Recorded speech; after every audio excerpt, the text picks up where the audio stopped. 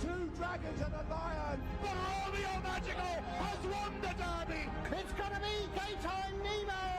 Delardi leads it for home off the corner, striding clear from Churchfield Centre by Iman. Delardi wins the Derby.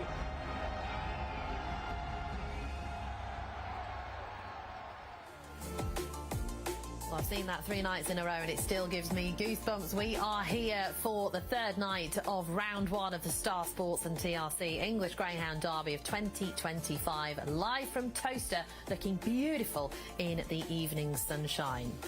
I, of course, I'm Danny Jackson here on Gone to the Dogs Live, joined this evening in the studio with Jonathan Hobbs. How are you doing? I'm very well, Danny. Lovely to be here. Fantastic studio. No need for the scarf, you'd be delighted to know, although, yeah, it's never that far away. In the front passenger seat of your car, isn't it? Absolutely. We have got plenty coming up on the show this evening, so very excited to see who is going to make it through to the second round from our 11 heats that we have. We kickstart with the 6 at 35, of course, tonight, which has 4 dogs in it. We've got Soul Choice, we've got Back to Black, Bank of Grandar in there as well. We have got a couple of non-runners that have come out today. Emmy Bell Boy in heat number 25 in trap 2, and the other one was Outdoor Charlie in heat 24 in trap 6. So if you had been unaware of those two, they have come out this morning. And we round off the card actually this evening at 9:34. So that is our 32nd heat of round one. And we've got 2 of last year's finalists in there. Sunnyside Broxy in the red and Churchfield Sid in the stripes. This is the anti-post betting updated from yesterday. Bocco's Diamond still at the top of the market at 7-2. Cheap Sandwiches 15-2 after he demolished his field on Thursday. Proper Heiress was beaten in his heat, but he's still through at 9-1. We see Bombay Pat tonight at 10s. Delardi stamped his authority on the competition last night. 28.50 off a 3.95 split. 12-1 from 33s he could have got yesterday afternoon.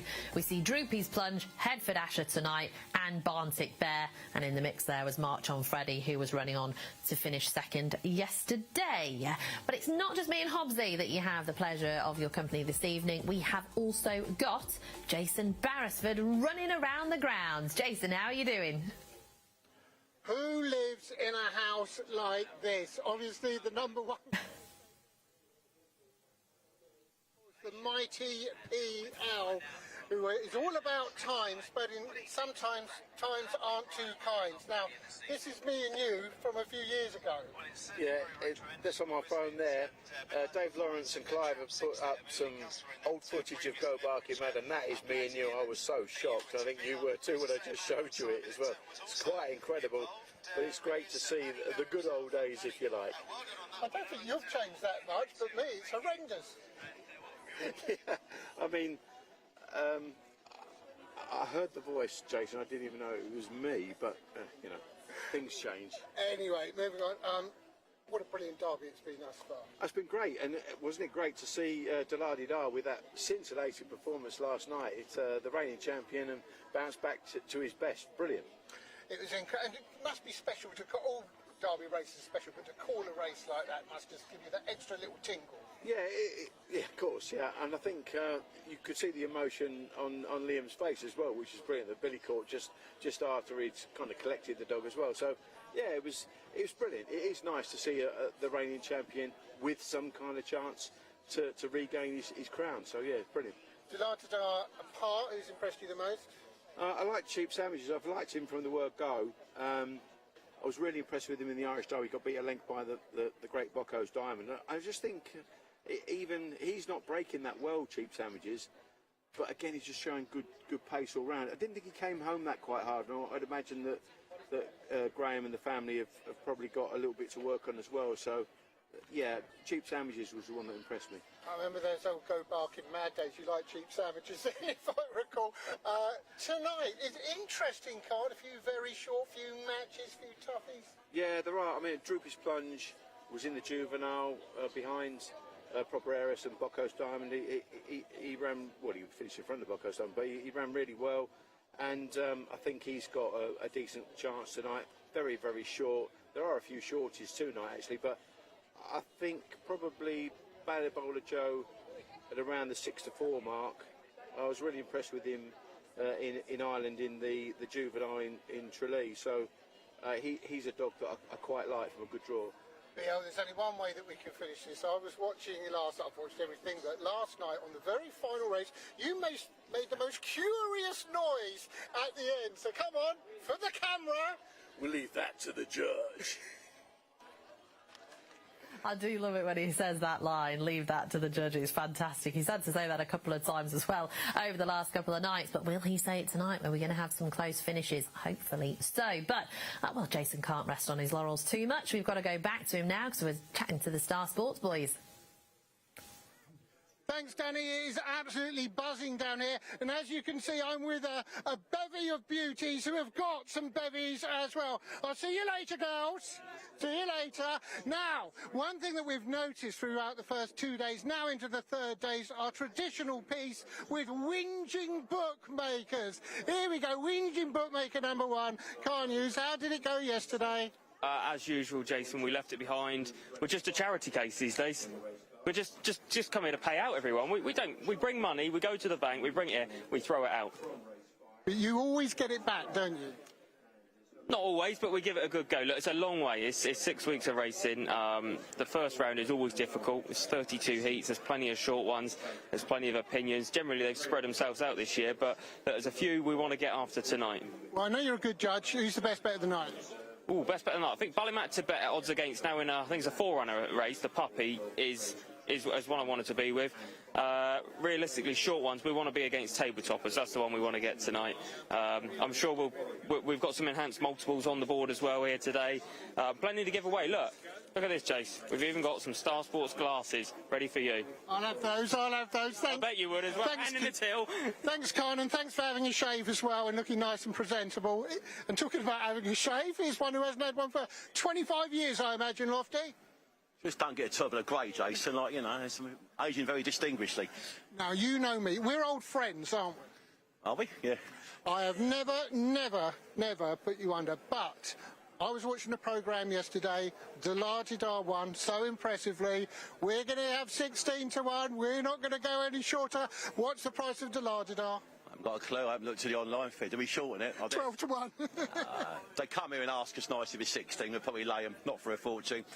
Been a bit lively tonight. We actually laid Headford Asher before racing twice. They had a 25,000 to 1 and a 25,000 to 1 each way. So someone's got a bit of anti-post cash flying about. Obviously runs tonight in what looks a very good heat actually as well, with Ball Sports Bob and Untold Dollar in the heat. Yeah, it was a decent heat that looks. So yeah, looking forward to that one. Good racing tonight. Nice crowd here. Weather looks okay. Set fire. A few punters about. Might be a bit better, all being well. Who are you looking to get? So you got it right yesterday. I've been right twice, Jason. Don't know about broken clocks being right twice in a day. I must have been right. Must have been right 4 times in a day. Yeah. Bizarrely, I want to lay Barntick Bear. They say it looks a match, but I think Eros Secundai be the first one to get him right. 500 round here, but as far as ever been before. But you know, looks certainly nice. Weather. The track might be quite quick. We can get him off the front. I just think Barntick Bear one does move off a bit. You know, he's going to have traffic problems. I mean, any clear run he will win, but happy enough to lay him at a shortage price. Brilliant. Thanks to you both very much. Star Sports, of course. Khan and Lofty, sponsored by Gillette. The best a man can get. I'm sure that was the tagline. Thanks to the Star Sports boys. They are always up for a bit of a laugh, and obviously they're quite good judges as well. Like we say, we've had Lofty lay a couple in the last couple of days, and they have come off. Now, we're going to have a look at Hobbsy's Choice, backed by popular demand. It is, yeah. It's been a few years since I've seen this. Yeah, and 11 races, so final batch of first round heats. I've gone with Lenny's Desire. Danny is the nab. Interesting draw out wide. I think in the Maiden Derby final ran out of trap 3. Paul Hennessy's had a really good start to this year's Derby. English Derby, I think it's got an excellent chance with Lenny's Desire. The next best, a little bit later on, Untold Dollar. Maybe the head ruling the heart slightly, because I think we'd all love to see Churchfield Sid win that particular race. But I do like Untold Dollar. He just got that, perhaps a touch of class, and in terms of where they are in careers, i.e. Churchfield Sid, this will be his last big race campaign, of course, before retirement. He might just have the edge over Sid, but we hope both qualify. Headford Asher in the 857, running out of trap 4. Lofty's just sort of remarked that there's anti-post interest and quite a lot in what is a real precocious talent of Maxine Locks up against Ball Sports Bob. I think it's a real clash of the generations. Second last year, Paul Hennessy's runner up against Headford Asher, who for me just gets a narrow vote, but that could be a really good buckle. Interesting that I think the lads said that they want to be against table toppers. Yeah. Look, his best form is here at Toaster, who won the Greyhound Racing UK Blue Ribbon, so yeah, that form is pretty good heading into the English Derby. Patrick Jansen's has got such a team of quality that you wouldn't be surprised to see the likes of Barntick Bear and Droopy's Plunge win for him. Banning back to bet, I think Khan's given Liam Dowling's youngster a good word there. So yeah. I think I mentioned them all. I think you have, pretty much. Yeah, it could be a match between Droopy's Maximus and is it Sole Choice in the opener. Yeah, it is. So those are Hobbsy's choice. But what about the naps for this evening? Well, we've heard from Hobbsy and Lenny's Desire. I'm with Table Toppers. Just think the blue jacket he loves. He won the Blue Ribband from this location in January. He loves Toaster, and he did a quick time as well in the Blue Ribband on winter ground. So I do think that he's going to go well this evening. Badabo Nuts is the one for Jason in the red jacket in the 9:15. And Ashley Williams, our social guru, is with Churchfield Sid, the old boy, in the final heat of round 1. Right, we're going to have a look at heat number 24, because there's 4 runners in this, but we've got the track record holder in Barntick Bear in trap 2, Aero Secundii, Pall Mall winner last year at 5-2, 10-1 for Swift Underwater, and a surprise winner on Judgment Night for Tom Hale, Bronclona Dash in 4 at 14-1. Outdoor Charlie is out, and trap 5 was always vacant. So just 4 go to post in heat 24. We're going to have a look at Aero Secundii, in fact, on July the 27th, 2024. Finished first in the Pall Mall. Yeah, I mean, the Pall Mall, to win the Pall Mall, you need to have plenty of class, plenty of speed, and Aero Secundii has got that. That's Longfellow trying to chase him down in trap 2 there, but it was victory for Richard Taberner's Greyhound for Stuart Ford's 90 Aero Racing Syndicate, and they'll be absolutely delighted that they're lining up in the English Derby tonight. Yeah, you know, 500 metres at Toaster, that's going to test his stamina, but he's a top-class sprinter. He's clocked some, fantastic times all around, and he's going to get first run on Barntick Bear. Now, can he hold the track record holder at bay? Obviously remains to be seen with a clean run race, which you would imagine with 4 runners, you've got every chance, albeit Star Sports are willing to take Barntick Bear on at the odds, which is not the biggest surprise because he has to go from last to first, but you would just imagine the gaps will present themselves. Well, we'll dive into that race shortly. We're going to have a look at the 8:22 as well, which is heat number 28, where we have Table Toppers, 11-8 favourite, 7-4 for Clona Ice. It is 4-1 Coolio Gold, 6-1 Uncle Freddie, and up the game at 33-1. We're going to have a look at Table Toppers winning here in January with the Blue Ribbon, and he didn't quite crack out, but he's paced up to the first bend and made all from that. He has, running out of trap 2, Table Toppers. It was a huge hand, wasn't it? Mark Wallace had most of the field here, and it was ultimately Table Toppers that came out on top for the MWD partnership, and Mark Wallace, champion trainer, of course, 15 times now. Interestingly, our friend Basher Watts, social influencer extraordinaire, he has taken out, I understand, a 51% stake in Table Toppers, so him and his supporters will be no doubt cheering on Table Toppers, and I think Bish Bosh Bashi runs tonight as well at Yarmouth. So hopefully it's a double header for Basher Watson, his syndicate. Right, I think we've got prices for our very first race. The opening heat on night 3 of round 1 is heat number 22. Traps at 3 and 5 are vacant. SJ Oakley is out of trap 3. Trap 5 was always vacant, and we've got Sole Choice in 1, Droopy's Maximus 2, Bank of Grandar in 4, and Back to Black in the stripes. But favourite Droopy's Maximus for the Aero Racing Syndicate, and Richie Taberner, as we just see them coming out on parade. So looks like a matchup between the inside duo here as we just get them into position. And trap 1, actually my choice for this race here is Sole Choice for Paul Marchant, owned and trained, is a maiden in opens, but has got 4 graded wins over in Ireland, so does know where the winning line is. Trap 2 is Droopy's Maximus, 2 from 4 so far, found trouble in both of his runs here, but he won both of his races at Monmore for Richie Taberner.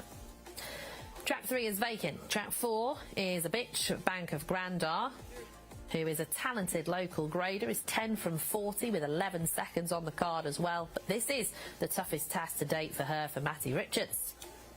Gorgeous looker, though. And track 5 is vacant. We move on to 6, Back to Black, the sole wide, 10 from 33, the career stat, has won over 5.75, so we'll be staying on for the Getaway Cars boys and Craig Morris.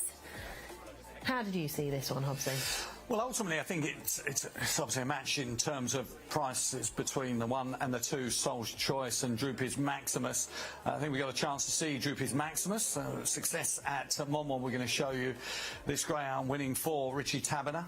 Running out of trap 5, beating Ballymac Lucia, which is a pretty good line of form, you'd have to say. And the greyhound who was...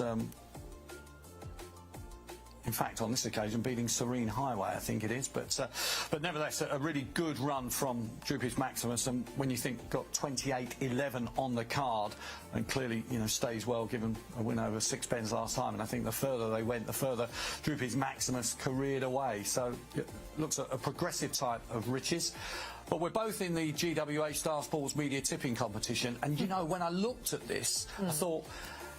Local Greyhound up against Soul Choice and Droopy's Maximus. They're both pretty lightly raced in terms of their UK careers.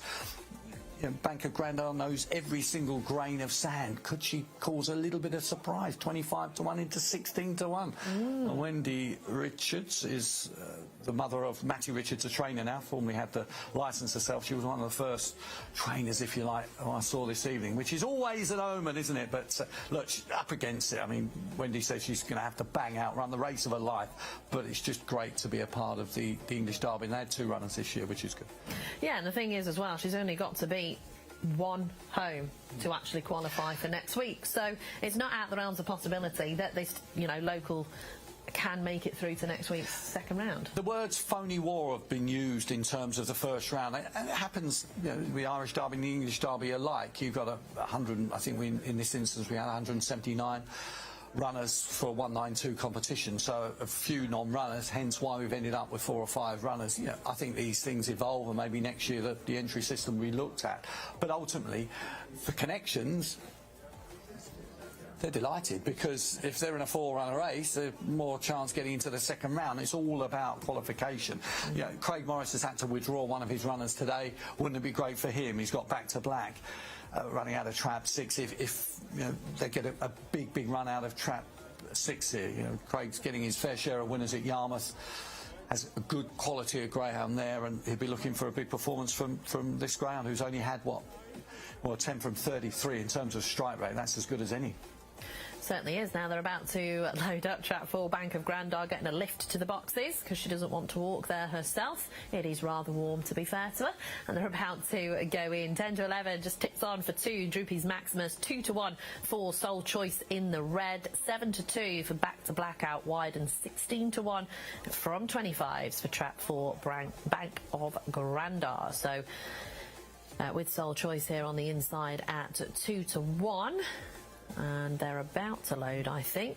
So this is what, Heat 22, you've done 2 nights. This is your third. It's a marathon, isn't it, in many ways? Certainly but fantastic. Yeah. So you're gonna deserve I don't know, your rest, I would imagine, before we pick up again next week. But I mean, last night I think I had 11 hours sleep. Which is quite remarkable. Doesn't happen ever. Right, they're about to load the last couple in here. This kicks off night 3 of round 1, and here's Paul Lawrence. Is on the move, checked over by Chris, our starter. Stand by for a start then. Traps 3 and 5 are vacant for Heat 22. And they're off and racing. A good break from Droopy's Maximus. Early zip up the outside from Back to Black to get to the front at the initial turn, and followed through now by Soul Choice, who's turned second. Then comes the favourite, Droopy's Maximus. At the back of the pack, we've got Bank of Grandar into the third turn, and the stripes of 6. Back to Black for Craig Morris has a 3-length split. Back to Soul Choice, who's trying to edge closer as they turn for the judge. It's 6-1. Then comes 2. It's hard work on the front end for Back to Black. Here comes 1, Soul Choice, late and fast, and nicks the spoils right where it matters, right on the toaster jamstick, and he's won it. 1, 6 and 2 is the order in race 3.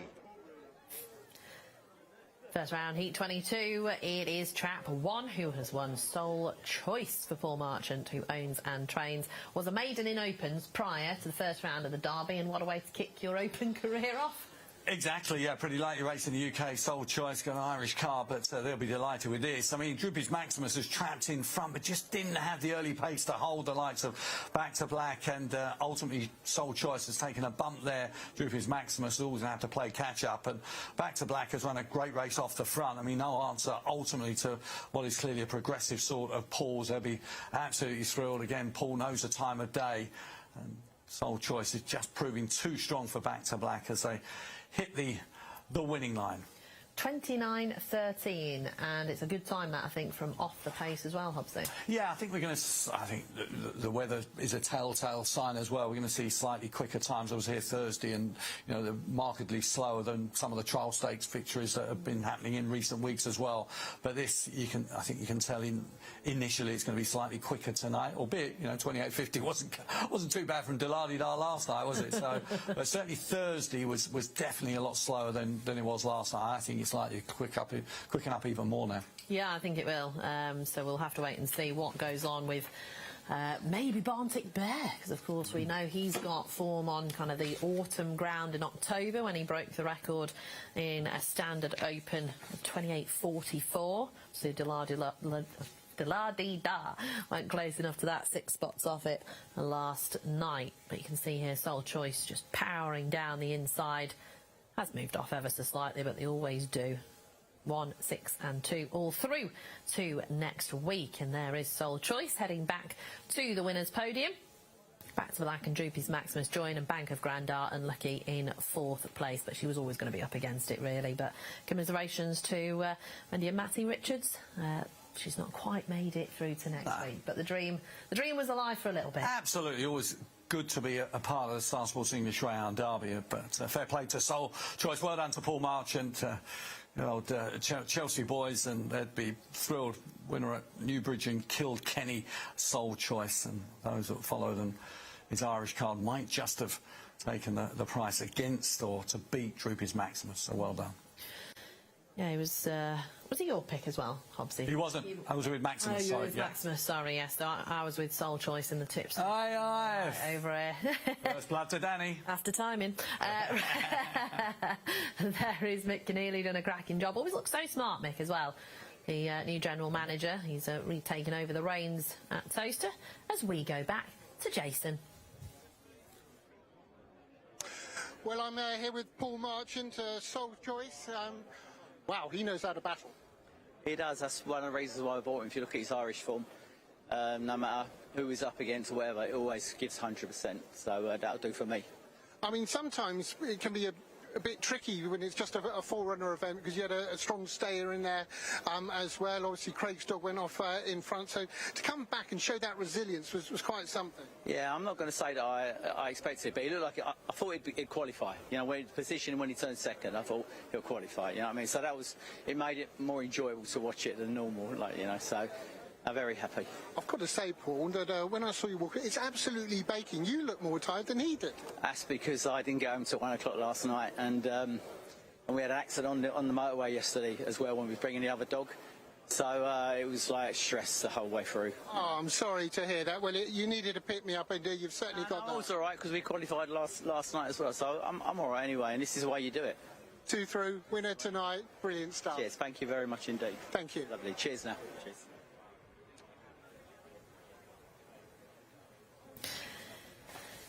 Great to hear from Paul Marchant there as we get Sole Choice in his win time, 29.13, 7-4. He won the first heat this evening. Back to Black in second at 9-2. In track 2, Droopy's Maximus third, 10-11 favourite. Good win. Proud sponsors of Gone to the Dogs.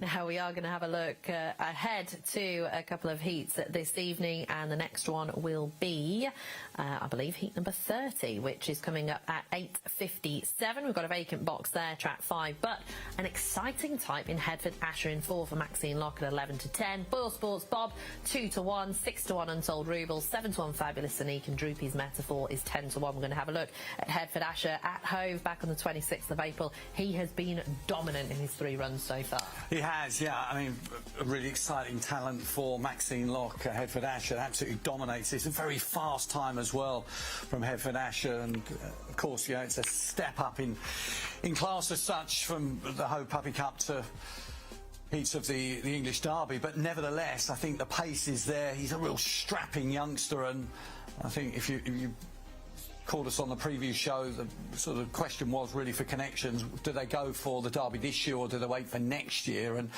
there's only one Derby, let's go for it. You know, he's got plenty of pace, got plenty of ability, he can handle the situation, let's go for it. Anything that happens this year is a bonus. And look, it kind of worked for them last year with Droopy's Pivotal. I think reached the semi-finals, a very young dog, maybe also a puppy at that stage. So they're not afraid in that respect, and he's got, you know, huge paces, you could see there. Up against Boyle Sports Bob, clash of the generations, you know, second last year, real seasoned campaigner.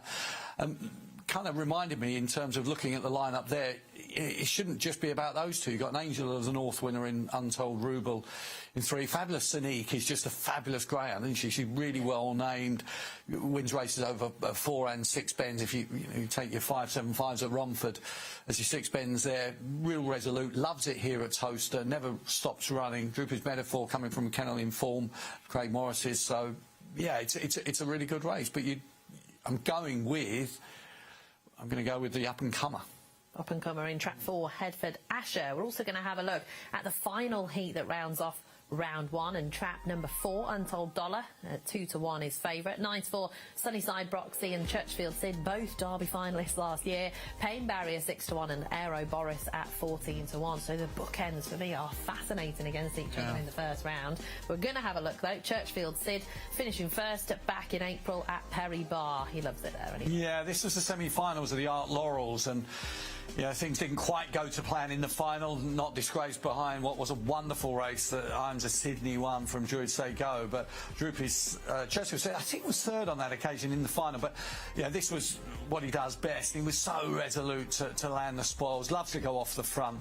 Yeah, had such a good run with him, didn't they, last year to get to the final. He's a multiple Cat 1 champion. He's a real star for Billy and Steve Evans and Darryl Bear, Richard Rees, Jackie, Charlie and the crew. You know, he's going to run his honest race, no question about that. And as I said, it's more, you know, maybe the head goes with Untold Dollar, but the heart would definitely go with Churchfield Sid. But you know, it's a good race. Those apart, I mean, what a way to finish the first round. Heat 32. I mean, it's magnificent, really, when you think, you know, they're so consistent, greyhounds. You know, 2 finalists from last year.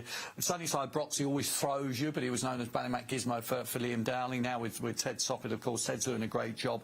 Yeah, Irish interest, the Matthews family always have to be respected at Pain Barrier. Likewise, Richie Taverner with Aero Boris. But again, it's another really good heat. It is. We're very much looking forward to the final heat of the night and all the ones in between, of course. Churchfield Sid we were just talking about, and Jason has caught up with Jackie Rees. Yes, I'm very pleased to say I'm here. People might think that I'm on the red carpet at a Vogue show or something. Jackie, you look spectacular. You weren't supposed to start like that. Now you've made me do this interview. Well, I thought I've almost caused a domestic, haven't I? Yeah. Let's just say there was an argument about who I'd speak to, and we won. 4 runners tonight. You like the Saturday nights. I know you had one yesterday. Scooby Pacemaker, huge scope. Yeah, definitely. Not the best draw. I'd rather have seen him nearer the rails. But, you know, he's a dog with a lot of pace. But he's only had, like, a handful of races for us because we've had him quite a long time, but he's had his sort of setbacks. But, you know, if he can get in a good position, I think he can hopefully qualify. Yeah, he's a fast dog. And as we know from years past, you can bang in winners from all types of angles in these Derby first round and later rounds, of course. Uncle Freddie, Heat 28. Yeah, another nice dog. I think he's got quite a hard race, so he's got to keep his line. He can sometimes get, you know, a bit involved on the track, but I think he gets himself in a nice position. I hope that, you know, he is a fast dog, but I do think he's got a tricky race. All due respect, very quick word about 9%. Yeah, 9%. He likes it round here. He's won twice round here. So, yeah, the owners wanted him in for a bit of fun, and we'll take his chance. And the reason that was quick, because I've been told to hurry up, but we've got to talk about the mighty Churchfield Sid. Baby Sid, yeah. Yeah, what can you say? Churchfield Sid speaks for himself, doesn't he? Yeah, we absolutely love him. Giving him another go. Obviously, you know, he's a bit older now, but bless his heart, it's just lovely to have him in the Derby again. He is ridiculously popular, as are you. Now, what are you going to do to your husband when you get back? No words, I won't say anything. It's done now, isn't it? Yeah, apparently he told me it was lucky, so I think that was his way of making me do an interview. I suggest kicking him in the shin. So this is it from me and the lovely Jackie. Brilliant to hear from Jackie Rees, the assistant trainer, of course, for the Rees Kennel, and we can build up now to the next race. Can't Just it already? the shins. Lucky if it's just the shins. Aiming slightly higher. Trap 6, Lenny's Desire is the hot favourite here at 8 to 11. 7 to 2 for Trap 4, Vagar. 6 to 1, 1 and 2. That's it, Jack and Slingshot Shaz. And 3, Golden Palace at 28 to 1. Trap 5 is vacant for heat number 23. We've got a very short price favourite in Trap 6, Lenny's Desire, and one of your hot bets of the day. Yeah, it is. I mean, look, plenty short enough in the market, but I think as we see the runners on parade for this heat, I think he's got an excellent chance in Trap 6. The betting will say so.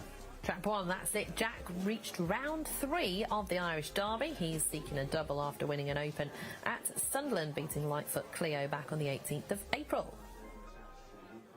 We have got Trap 2 at 6 to 1. That is Slingshot Shaz. I'm glad I'm not calling them home. That's a tongue twister in itself. Irish Juvenile Derby semi-final. Absolutely loves Newcastle for Brian Fairbairn. 28 to 1. Golden Palace, 11 from 50 in 10 seconds, is a 3-time Cat 1 finalist, and the highlight was his 3rd in the Champion Stakes at Romford last year for Michelle Brown. Vagar has been off with a little bit of a niggle, but an exciting type with a lot of speed and a few words for her to be top bitch for the Mark Wallace and MWD partnership. Trap 5 vacant, and 6, there he is, Lenny's Desire, who impressed in the maiden derby. He finished 3rd behind Hello Diego after a slight check at the first bend, but he should get a clear run round today for Paul Hennessy. So there they are, heading over to the infield, and then we're heading to the boxes shortly. But we're going to have a look, I think, at Lenny's Desire back on April the 20th, finishing 2nd in the second round of the maiden derby behind Val Tashadelic, who recorded the fastest time of the night on the first round. Yeah, interesting. You're going to see a Greyhound who's, you know, off the inside, certainly in terms of trap. But Lenny's Desire now is a seeding change. He's pitched out wide, and maybe Paul sees that as a way to, you know, to keep him out. He had been drifting off, certainly at the bend, Lenny's Desire. Now he's out in Trap 6 for Lee Craze and Maiden Derby finalist. In fact, Maiden Derby 3rd. Hello Diego beat him on that occasion, the kennel mate. But Lenny's Desire, I just think, has got that all-round pace. He's a very strong running sort, and with a clear run, which I think, you know, might have more chance and more luck of getting outside, then he could just be the one to hold. But I mean, there's some real pace and speed here. Slingshot Shaz in Trap 2. Brian Fairbairn had a winner last night, of course. You know, they've set their stall out really well. You know, he's got some really good Irish form against the likes of Droopy's Plunge over in Cork in an unraced stake. Golden Palace, you mentioned about the Champion Stakes. We won a cup as well. Really good competition. Saw Dean Blackbird. You know, good to see Dean, who's, you know, well known as a Sunderland and Newcastle trainer, and has plenty of runners in the northeast. He's brought a team down to Toaster for the Derby. That's really good to see, and that's it. Jack represents him. And Vagar in Trap 4, one of a strong team, of course, for Mark Wallace, who's, you know, proper heiress. Would be at the top, but he's got plenty of other chances as well. Yeah, definitely a few live wires in the MWD partnership and Mark Wallace string this year. Table toppers still to come, of course, later on this evening, and they are about to head behind the boxes. Vagar, though, I know I was speaking to a few people, and they were saying top bitch markets. I know they were available just before the first round, and she could perform well. She's 4 from 6 so far over here, so you never know. They're about to load up. Final chance to get involved. 4 to 6, 8 to 13 now for Trap 6, Lenny's Desire. 4 to 1 for Vagar. It's 11 to 2 for Slingshot Shaz. 13 to 2 for That's It Jack. And Golden Palace drifting like a barge, actually. 33 to 1 now. So big price for a Champion Stakes 3rd. Yeah, absolutely. You have to respect that, don't you, for Michelle Brown. I saw Mick and Hazel Kemp coming through the gate this evening. 8 to 13, the guys that of back Trap 6 to be leading Trap during the Derby with, I think, the star they'll be hoping for, Lenny's Desire, of course. Here's PL. Hey, Chris, let's check them over. The hare is running. Stand by. And away and racing, and a smart start from Golden Palace, but up on the outside, Lenny's Desire is showing electric early. Zip has got to the front, shuffling back through the pack. There was Slingshot, Shaz, and also Golden Palace, and this has left Lenny's Desire clear from that wide draw. He's gone 5, 6, 7 on the distance round the last two curves. For Vagar, he's in a clear second, and it'll be a race for the places only. A 6, Lenny's Desire is going to come home alone here from Vagar. And qualifying back in third is That's It Jack for Sunderland handler Dean Blackbird. Opening corner, Lenny's Desire. He's changed his seeding and it has absolutely worked wonders, Hobbsy. Yeah, well done to Paul Hennessy. I mean, shrewd move. I mean, ran out, as you know, in trap 1 in the maiden derby final, and moved off on that occasion, but popped out of 6, kept a wonderful straight line, and they'll be delighted. Paul and Susan Hennessy, Sarah Hennessy, of course, was over for the maiden derby. They won with Hello Diego, but Lenny's Desire ran a really good race in defeat, and Lee Craze, you know, perhaps didn't have too much luck on that occasion with Lenny's Desire, and I think JT Craze the previous year, but I tell you, he'd be delighted with this, and they've had a really good start to the English derby, Team Hennessy, as has, of course, you know, Team Holland and Team Dowling, etc. So plenty from the Emerald Isle. Be delighted. Just looking at the head-on here, and Lenny's Desire has come out straight as an arrow. 4's moved off slightly, Vagar. 3, Golden Palace has moved in ever so slightly. 28.58. Wow, 28.58. So just a length slower than the la-di-da time yesterday, but we said it's just markedly quicker now, and hey, look, I mean, that's a really good effort. I mean, puts him in the top draw, doesn't it, Lenny's Desire? There will be tougher tasks ahead, you know, the bacon trap inside, but the beauty of the heading on camera, you know, it just showed you that you get pretty much a straight line into the turn. It wasn't that sort of dive across to the inside from the boxes. It sometimes happens if you're pitched on the inside and you're a railer, you come off, you go outside, you come in, etc. But that was a pretty flawless effort. And fair play to those that are qualified. They're in the hat for the draw for the second round of Star Sports English Derby, which I believe is at noon tomorrow and streamed on the Star Sports website. So Vagar in the hat for Mark Wallace and the MWD partnership, and also for Messrs Bailey and Blackbird, Dean Blackbird, of course, they're in the hat. That's it, Jack, in trap 1, finishing third. Commiserations to Slingshot, Shaz and Golden Palace, but it was Lenny's Desire. 28.58. That is a marker to put down for a, well, I was going to say youngster. Yeah, he's only December 22. He's only had 4 runs now over here, and he's 2 from 4 in that tail. He loves it. He does, yeah, absolutely. Tommy McLaughlin, who's overseeing the Hennessy runners this week, doing a grand job, of course, and there is Lee Craze, who will be delighted. Proud owner. He's already got JT Craze through as well from Thursday night too, so yeah, having a wonderful derby so far, and great to see the youngsters involved as well. Lock 'em in young. Yeah. It stays with you for life. There's Jim Tate. He's taking all the pictures. I know that he'll be buzzing around with his, well, he's normally his camera, but everybody's got a camera in their pocket these days with a smartphone, and Jason just standing by ready to interview our delighted connections of Lenny's Desire. What an incredible performance by Lenny's Desire there. Now, I've got 2 special people. Sorry, Tom, we're just talking to you all the time. There were 3 special people. Now, here's Lee, the owner, before we get to the really special person. Hi, that was amazing. This is Lenny, and he is the owner of all the Lenny dogs. Right, Lenny, I don't do this for everyone because I've got bad knees, but here we go. We'll give it a go. How was that performance? Quite good. Quite good. You've got good standards, didn't you? Have you got plenty of trophies at home? How much do you have about? Go on, how many have you got plenty of? How many trophies have you got at home? Tell him. How many trophies? 5. 5. That's very good. Now the big question: are you going to win the derby? Got a chance, eh? Got a chance. Does got a chance mean yes? Yes. I thought so, Lenny. That was fantastic. And Lee, I tell you what, this just exemplifies this team. What a family sport it is. Definitely, yeah. I used to go dog racing with my granddad, and now he comes dog racing with his granddad. And a big shout out to the Hennessy gang. That's 5 out of 5 so far. Tom's led everyone out this weekend. Well, I know, and I'll have a word with Tommy. Is it Tommy or Tom? Sorry. Tommy. I just squeezing it. Sorry, Lenny. It is incredible because we know, and you've said, there's usually a little bit left in the locker as well. Correct. This dog, that's the first time he broke here. And he didn't even break fast. He's capable of going faster. And you've done all this, and you've still got coming up later, last year's Derby second. Yeah, he's in good form as well. Hoping to go on forward with him as well. Look over here, isn't he? So. And to put the wide seat on, obviously we all saw what happened from one last time. Yeah, well, that's the boss. He looked at it and put him wide, and that was it. There's not many shrewder, if any. No. Congratulations. Thank you very much. Thank you. Superb effort from Lenny's Desire, who has won heat number 23 in a rocket time, 28.58, the second fastest of the competition so far, at 8-15 favourite. Beats Vagar 9-2. That's it. Jack qualifies for third at 8-1. Bet Clever. Bet Goodwin.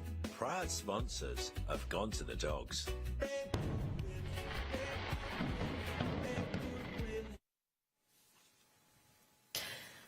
Oh, we have plenty coming up, of course, this evening with well, we'll be looking back to quite a few classics, I think. During the show, we've already gone all the way through from last year to 2012. We'll be starting with 2011 and going back in time, and we will be seeing Westmead Hawks double as well. We're going to have a look next, though. Taylor Sky.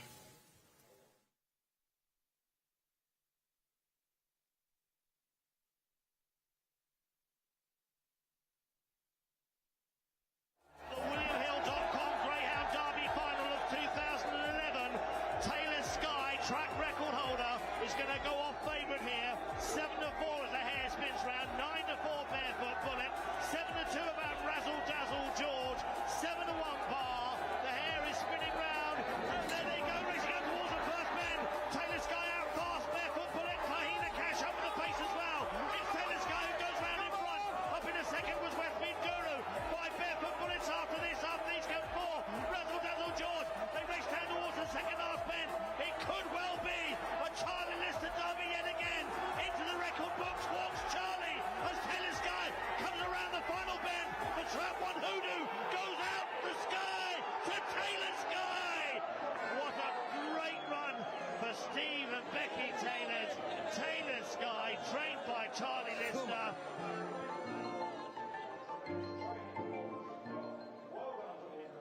You know, I see them on those podiums and think sometimes they're just going, what is all the fuss about? I've just done what I absolutely love. And, yeah, I've crossed the line in front, not broke history, not done anything else, you know. They're very chilled, aren't they? Yeah, they are, but, I mean, that was a sensational night, wasn't it? And for Taylor Sky to do something that we didn't think could happen, certainly the record books weren't really in favour of trap ones. It was the first trap one winner, I think, at Wimbledon, so it kind of broke the hoodoo, as Errol said in commentary there. So it was special, and I think that was Charlie sort of putting 6 fingers up at that stage, you know, because then I think Sido's Jack, I think memory serves me, made it 7, which is obviously that, you know, the record even improved even more. So, you know, memorable scenes. Hopefully Charlie's managed to watch on YouTube. I don't know tonight if he is the legend that is Charlie Lister OBE. You know, he rewrote the record books, didn't he? And 7 English Derby wins, 7 Scottish Derby wins as well. Extraordinary. Great days. My word, yeah, they are the good old days, as we say. But we're looking to future days at the moment,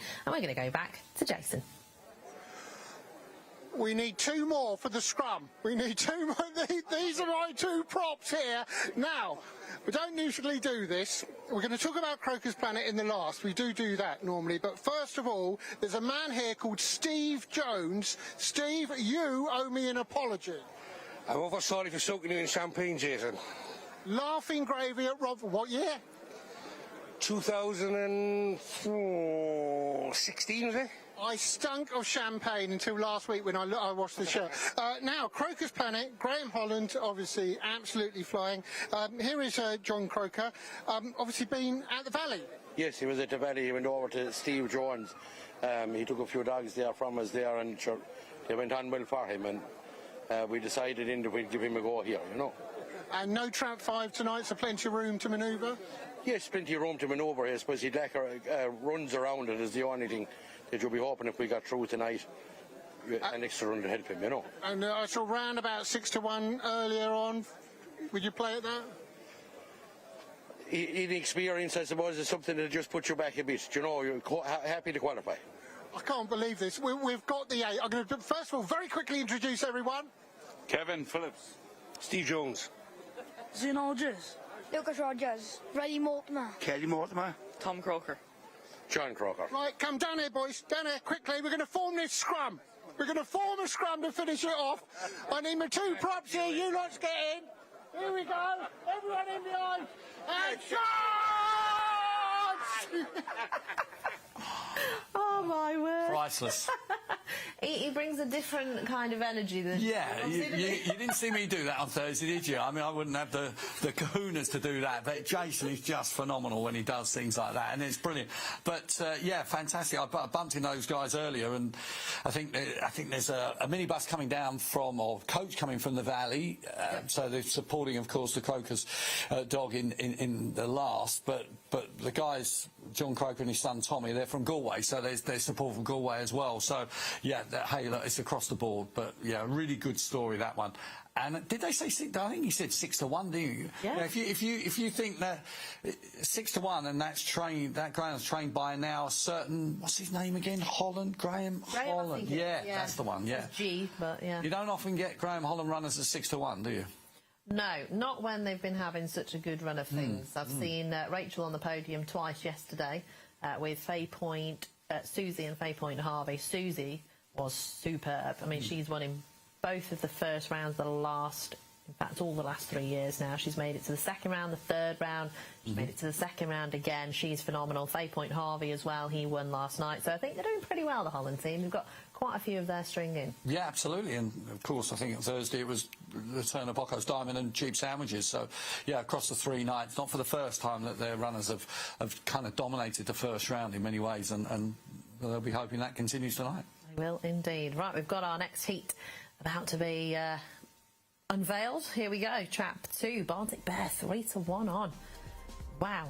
Aero Secundii 3 to 1, 14 to 1 for Swift Underwater, and for Clona Dash. We did have Emmy Bell Boy, who was a non-runner this morning, taken out by Sean Gresham. So sorry, wrong race that I'm on. Trap 6, Outdoor Charlie. That was the next race, Emmy Bell Boy, but Outdoor Charlie was taken out this morning as well from box 6.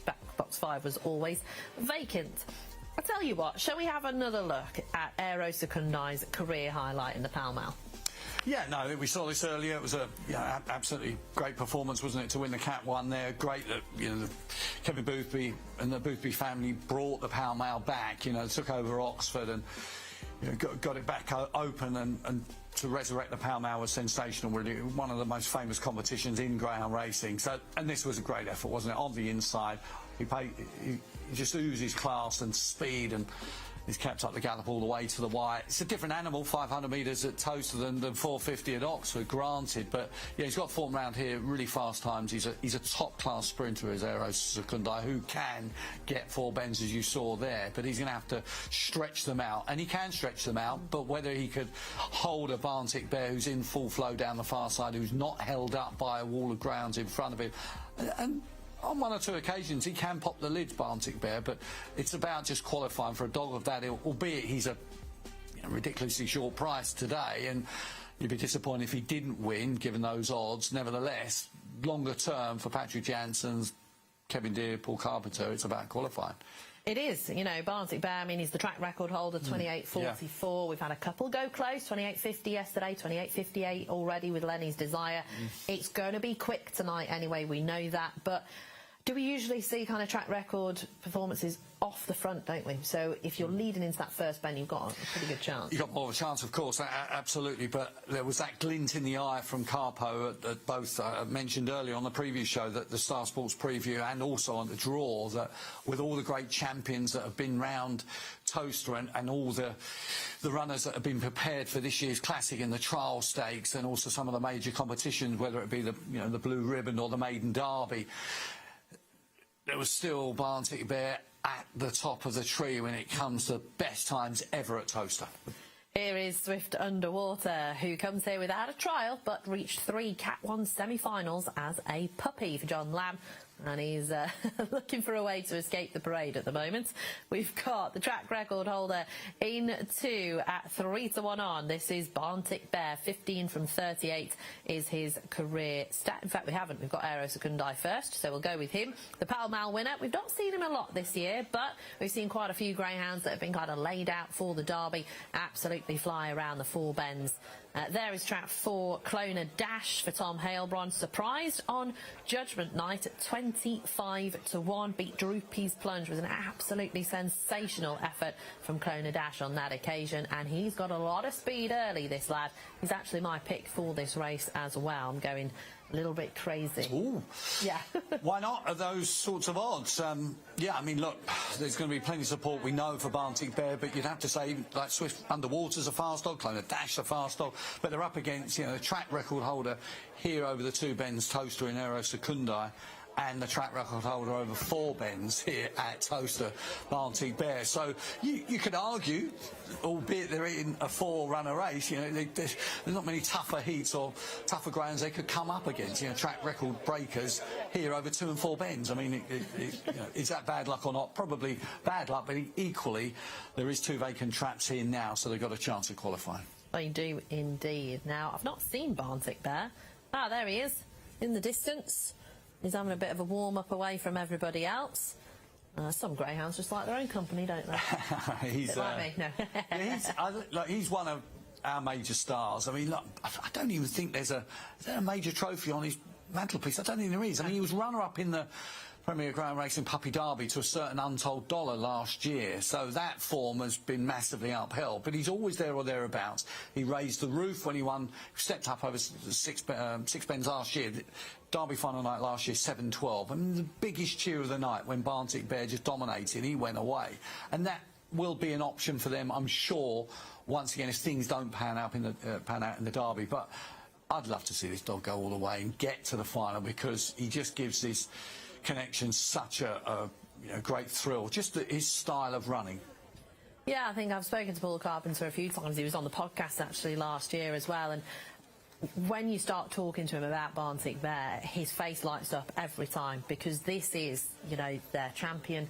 They love him. He's just got so much speed. He just needs to put it all together and get a little bit of luck as well, because I think, you know, you have to be lucky right the way through competitions, you know, 2-3 runs on the bounce that you've got to get that luck to try and get those big crowns. And like I say, he did win on Derby final night last year. He knows how to win here at Toaster, regardless of what trip it is. And if Aero Secundai doesn't get that bigger lead, or Clona Dash even, then Barntic Bear will be in their wing mirrors. And as long as he turns handy, this lad's got a heck of a lot of pace. So very much looking forward to this one. I know we've got 4 runners. We've got a couple of 4-runner heats this evening, because we have had a couple withdrawn this morning. Outdoor Charlie in this one, and if you didn't know, Emmy Bell Boy in the next is out of track 2 as well. So everything else is kind of 5 runners tonight. Yeah, absolutely. I mean, look, we touched upon the situation with 192. That's the ceiling.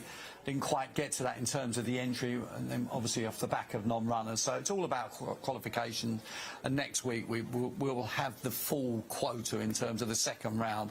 8 heats apiece on Friday night and Saturday night. And we are here covering it all. You are watching Gone to the Dogs Live, brought to you by Bet Goodwin this evening for night 3 of round 1 of the Star Sports and TRC Greyhound Derby of 2025. We are up to heat number 24. We'll be all the way through till heat 32 this evening at 9:34, which we round off with Sunnyside Broxley and Churchfield Sid, who were 2 of the finalists last year, which you don't normally see in the first round, that is for sure. Now we're almost set here at Toaster, ready for Paul Lawrence, the man in the tower, to call them home. There's Chris to check them over. There's only 4 going to post here. The track record holder in trap 2 is Barntic Bear. Hare runs then. Stand by. And they're away and racing. A zippy start from Swift Underwear to lead into the first turn. It's Swift Underwater from Second now, Aero Secundai. Barntic Bear just looking for a bit of racing room, is forced to check on the heels there. The back of the pack, we've got Clone the Dash. It's Aero Secundai that's taken over from Barntic Bear, who's now looming large coming off the last turn. In third spot is Swift Underwater as they turn for the judge. It's hard work for Aero Secundai. Late and fast, Barntic Bear gets the job done. A strong running performance, a 2-3-1 order in Heat 24. Follow the Bear. Bears landed the odds over at Toaster for heat number 24. Beats Aero Secundai, and Swift Underwater is qualified in third. Unlucky for Clona Dash and Tom Halebron with the Digital Vapors Syndicate. They are out of the Derby this year, but a cracking effort from Barntic Bear. We knew as soon as he turned handy, really, Hobbsy, that the game was up. Yeah, absolutely. He's run, I think, a very solid race. I think there's still probably better to come. Remember, I think he's, prior to, 2nd of March, and he was off until that run behind Bombay Pat last time, and then this evening kicking off his Derby campaign with a win. Look, Aero Secundai, with that pace, has got the lead. We know it's all about qualification. He'll come forward for this, and as the line approached, he just went away towards a pickup or into the pickup. So Barntic Bear winning for Paul Carpenter, Kevin Deere, Rich Marling and Graham Carpenter. Remiss not to mention Graham and Rich in preview. It's Carpo and Kevin Deere always seem to get the mention, but Patrick Jansen's be delighted. He's a real star of the kennel. I'm not too sure who's there tonight, whether it's Rhea or Patrick or Cheryl, but they'll be thrilled. I'm sure we'll be interviewing Rhea again. We usually do on this show. But see, Barntic Bear, I mean, he does move off ever so slightly from the blue jacket, Barntic Bear, so maybe better housed in 3 or 4, maybe going forwards from what we've seen on the 29.08 is the time we're hearing as well, so quick enough time considering he had a couple of checkups and he's managed to come from off the pace. So yeah, fair enough that. And I think they'll be delighted with Aero Secundai as well, because he missed a break. Swift Underwater is a fast dog. He's going to come back for more, because Aero Secundai now is going to come under pressure as the line approached and really taxing his stamina. But he did a lot of running and didn't. If you look at most races, Aero Secundai is generally not going to.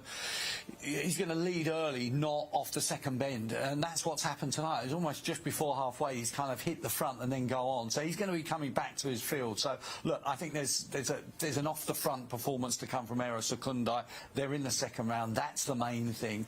The Barntic Bear, again, just the way he pulled away to the pickup, you just feel that he comes into this derby as a fresh greyhound. Yes, he certainly does. And you look at Swift Underwater as well, he's never been here before. So that, for me, was a decent effort on your first look round Toaster. It's a stiff enough 500 metres. So I think he could go relatively well next week. Depends on the draw, of course, for him. But he certainly can ping out of the boxes, Swift Underwater. And it could be interesting next week, depending on where he gets to. But great to see loads of connections on the podium, ready to celebrate Barntic Bear. They will be absolutely thrilled. You can see Paul Carpenter there at the end. We've got Patrick Jansen's as well. Steve Nash in the building as well. So Steve Nash always never misses a big night, Steve. So he'll be having all the pictures taken as well. Graham Carpenter there in the blue T-shirt, and behind him Rich Marling. Barntic Bear, an absolutely brilliant performance. And I did ask who's going to be official spokesperson, and Graham, it's fallen upon you. We know what he's capable of, and he's showed us once more. Yeah, he's a proper dog, isn't he? It's lovely. Pleasure to own him. Well, it's a privilege to own him. Do you know what I mean? Dog does it the hard way all the time, but he's as fast as anything. If he gets a run, he just does it for us. Well, that was the thing, and he didn't get the run initially, but you just know he can come again. And he come past them on the outside as well today, which most times he wants to go to the inside. But so he's done it well. Rich, have a little word. Like he's the silent one amongst us. Oh, is this the I'm going to delve in here. I'm going to get involved. Right, here we go. Right, I'm going to get in. Get Kevin. Now, first of all, I'd like the two lovely ladies to come in front of me, if I may, because I'm not having a go at you blokes, but you're gorgons, right? Now, you're the silent one. Wonderful. Absolutely superb. Was very pleased. He checked over the barrel. He checked the back of one, and he went round the outsides and done the job. Now, I'm sorry, I don't know your name. Susan. Susan, absolutely thrilling. Yeah, brilliant. Now, I don't agree necessarily with the company you keep, but you do know anything about Greyhound. Yeah, it's my brother, so I've got... Oh, is it? Yeah. A lot, yeah. And sorry? Jane. Jane? Yeah. Oh, really? Yeah. Oh, I tell you what, he's kind of rhyming. Again, I mean, I know we keep repeating, but that's all you can do when you've got a Greyhound like Barnett Bear. It's just a thriller ride every time he steps on the track. Yeah, no, he's doing really well, and we're really pleased with him.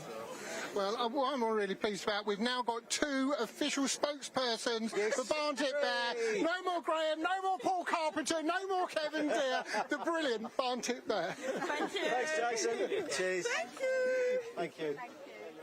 Different class. Jason Barristad there roaming around the grounds at Toaster Racecourse. It looks beautiful as well. The sun's still shining. Barnett Bear 29.08 despite a bit of trouble. Lands the odds at 4-1 on favourite. Beats Trap 3 Aero Secundai 11-2 and Swift Underwater at massive odds has qualified in third at 33-1.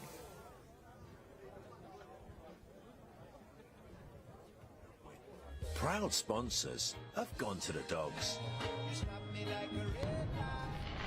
Bet clever, bet good win.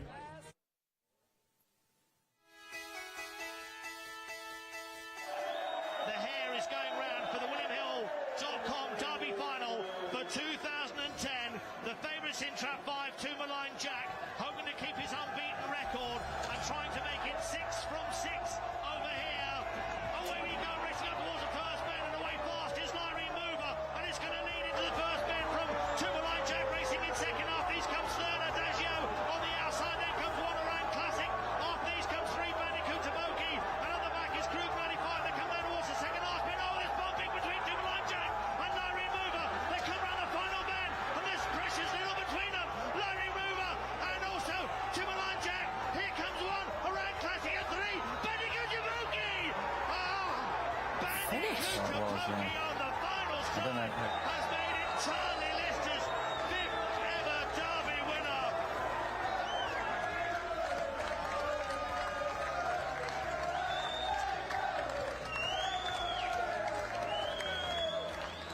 Wow. I mean, Charlie Lister, different gravy, but also the atmosphere and everything else from Wimbledon when William Hill used to sponsor the Greyhound Derby, which was quite remarkable.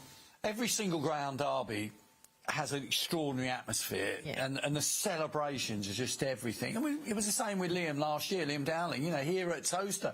It's not the cauldron of Wimbledon anymore, it's the backdrop and the wonderful Northamptonshire countryside of Toaster.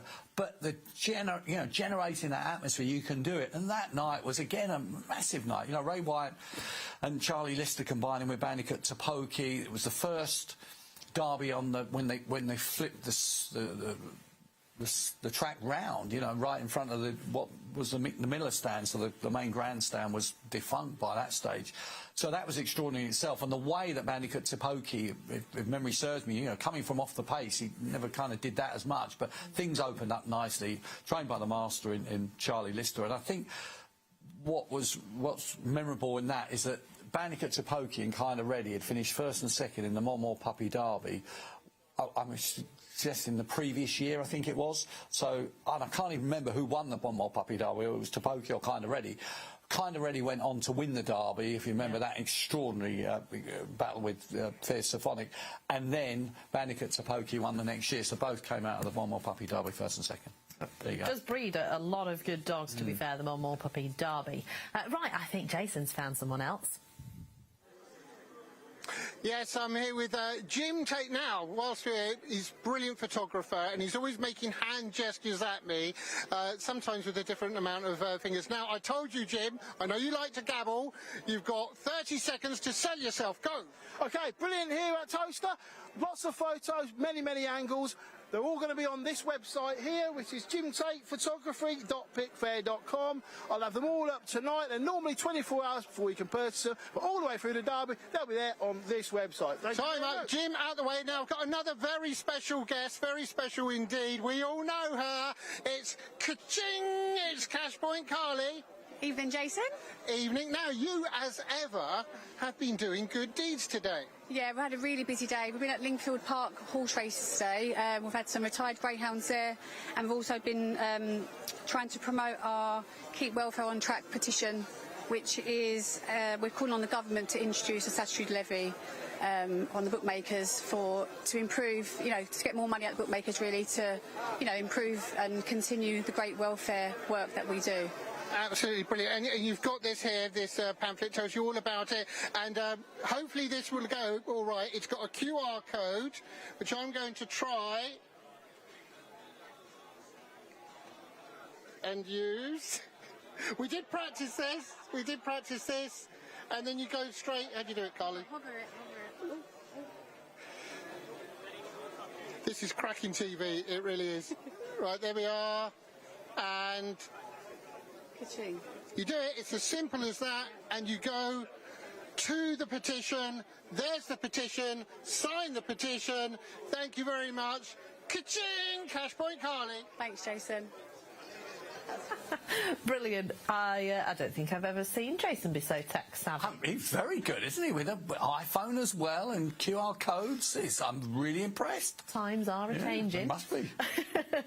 We have got plenty coming up on the show still to come. The 7:28 heat number 25, track 2, Emmy Bell Boy is out of that one. We have got track 1, Rapido Ali, who is in the red jacket. But then we get a space because we've got a vacant box. 3, Bombay the Joker. 4 is Hurry Up Brendan. 5 is vacant. And 6 is Ballymac to Bet, who a few shrewdies I know. I've seen a few groups of people telling me that Ballymac to Bet is one that they've backed with just the 3 runners that he has to get past today. We're going to have a look, though, at Bombay the Joker. This was back on May the 3rd at Yarmouth, and he won well. Very well, beating Beaming Panther. Good time as well, 27.54. John Mullins, of course, Ken will be disappointed they couldn't bring Iams of Sydney for an English Derby challenge, but Bombay the Joker has been shrewd money, I understand, today. Khan Hughes of Star Sports said that Bombay the Joker had been punted with them, so I think you have to kind of respect the chances of Bombay the Joker, and especially now with the vacant trap inside, but wins in splendid isolation there at Yarmouth.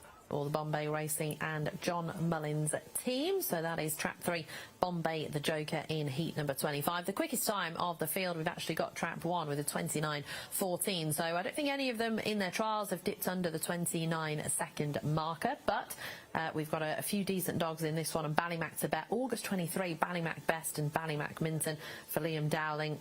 2 from 5 in Ireland, reached the second round of the Conan and Kirby Memorial, and he's an exciting type. He's an exciting puppy, and of course he's got the draw on the outside as well, Hobbsy.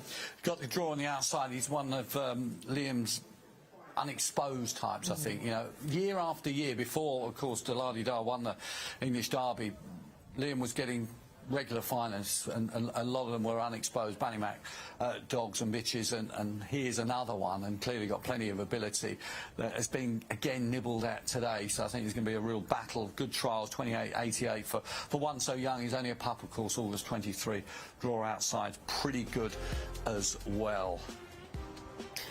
Now we have got the lineup for the race. Trap 6, Ballymac to Bet, has been well punted today. We have got 5 to 6 about the Liam Dowling charge, 3s for Pat Brown's Rapido Ali, 7 to 2 for John Mullins and Bombay the Joker, and Hurry Up Brendan. I've gone with a few big prices today. John Lamb's 15 to 2 shot in track 4, but I do remember when he burst onto the scene, I think it was his 3rd race that he had, and he picked up quite a couple of decent graders. So I'm looking forward to seeing Hurry Up Brendan, because I think he's gone from strength to strength, obviously, in a couple of years, and he should be able to at least finish quite strongly. But we've got the golden jacket on the go this evening as well, haven't we? We have, yeah. Bombay Nutties won the first semi-final. It looked quite close for second. I was being very unprofessional there, trying to catch a glimpse of what was going on at Monmore. Of course, it's a famous competition, and semi-finals tonight, final next week. So, not too sure what happened off the last bend. New Destiny was looking to come to qualify, but I don't think she has. So, just going to have to double-check that, the replay, and get that second for you out there as soon as I get it. Rapido Ali, though, is trap 1 here. 2 Cat 1 semis that he's reached so far, and he's put in some decent trial times as well. There is trap 3, Bombay the Joker, who we saw, and was 3rd, actually a close 3rd, in the Steel City Cup behind Wiki Ned and Lynx Maverick. I think he was beaten less than a length behind those 2. We've got Hurry Up Brendan in trap 4, solid grader, 1 minor open win, but he has lots and lots of pace. He seems to have a bit of early, not quite so much middle, but a fantastic late speed, does Hurry Up Brendan. And 6, Ballymac Tibet, the exciting youngster, 2 from 5 in Ireland, and reached the second round of the Con and Anne Kirby Memorial.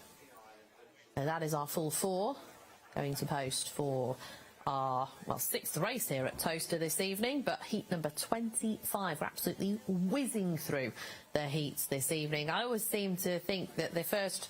It takes a little while to get to the first heat of the night, and then it just absolutely flies by till 9:30. Exactly. Hurry Up Brendan, interesting really. British Red runner, John Lampy, delighted at Swift Underwater. Ran a good race to qualify, so looking to get another qualifier here, but there is pace next door. But certainly, a Greyhound who's arrived in really good form with those back-to-back wins at Perry Barr. Yeah, he's looking for a hat-trick. He's running the top grade there after being off the track a little while. He was off with a little niggle, and he's come back, well, seemingly in cracking form. He's won by almost 2 lengths, and then by a bang 2 lengths, beating Glenrock Ace at Perry Barr. So he does like it there, but can he translate that form over here? I don't think he's had a trial. I don't even actually think he's been to Toaster before. I'll have to double-check that, though. Look, I don't think he has, though. No, he's been to Perry Barr. Oh, no, he has. Tell a little fib. He went last June, came 5th behind King Sydney, and recorded a time of 30:17. So needs to improve on that, but that was a first go, not even had a trial. Oh, and then he went again and came 5th behind Romeo Command. So I've put you away there if I've said he's been twice, but he's been 5th on both occasions. So hopefully he can do a little bit better. He can't come 5th, that's for sure. Exactly. No, that's yeah, Ballymac Tibet in Trap City. I'm just looking, Tralee and Limerick lines of form, but does arrive, or wins I should say, but arrives, as one of the more unexposed runners, certainly one of the youngest runners. So it'll be interesting to see how he kind of fares. It was 16:03 for the sprints, a pretty fair effort. There's Liam there, just about to enter Ballymac Tibet into the trap, standing by Chris Clark, who's going to do the honours. Clarkie doing the honours in terms of the start. So good luck to all of these runners. We've got 4 runners going to post once again. First 3 qualifying for next week. But red hot favourite, 4 to 5 chance. Money 4, Bombay the Joker into 3 to 1. Who are you with? I'm going to go with Tibet. I have to say that once Emmy Bell Boy was taken out, I thought we could get some fancy prices about Bombay the Joker, who's double those odds, but we'll change.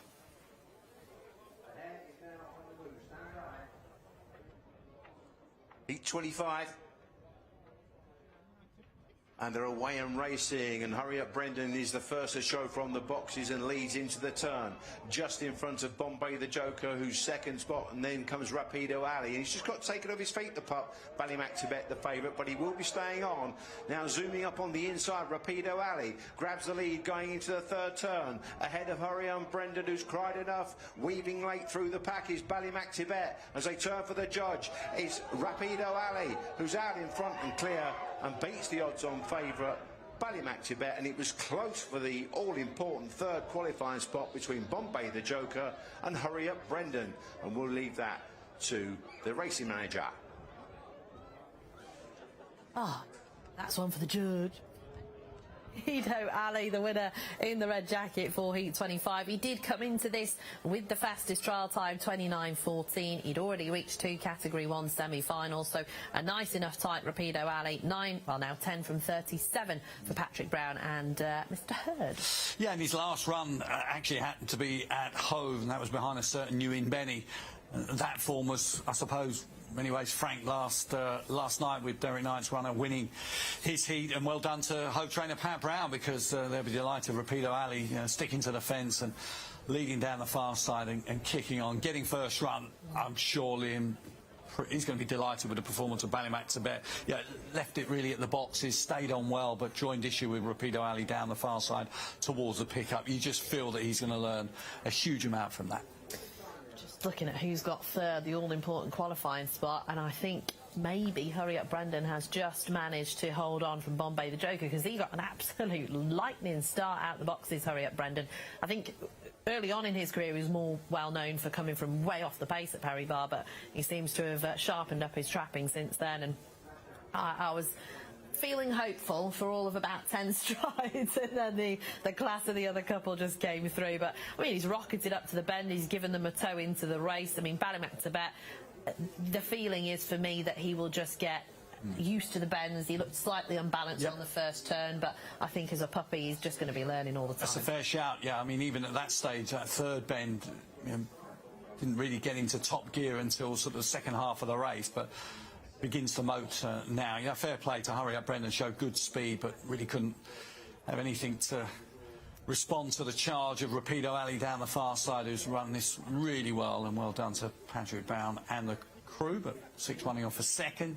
I wear glasses, so don't ask me for the photo finish for the third. I mean, I think it's 4.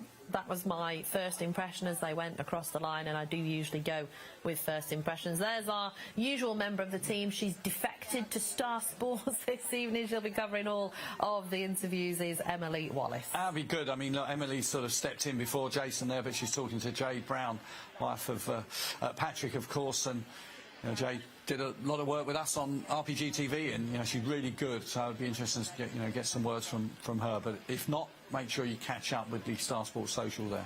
And also, they have a great presence on social media as well, the Brown Kennel. They seem to have the kids in, helping on school holidays and different things. You can see all sorts of videos. 28.98 here in Rapido Ali. That's quick, so good time.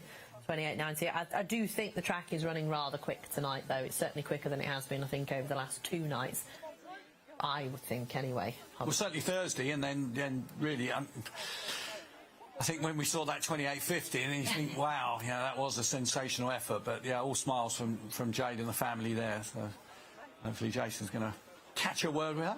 I think that's one of the youngsters that we see on the videos of mopping and sweeping and doing all sorts in the kennels, but they absolutely love their dogs, to the Brown family, and it's nice to see them keeping the generations getting involved as well. Of course, there'll be links to the Holland family as well, related to Nicky. And Mick Keneally there, of course, giving the trophy, as always, looking very dapper in his beige suit. Good for the weather as well. He won't be roasting, running around. I don't think he slept since he took over the general manager's job again, to be honest. But it's looking fabulous. Here's Toaster.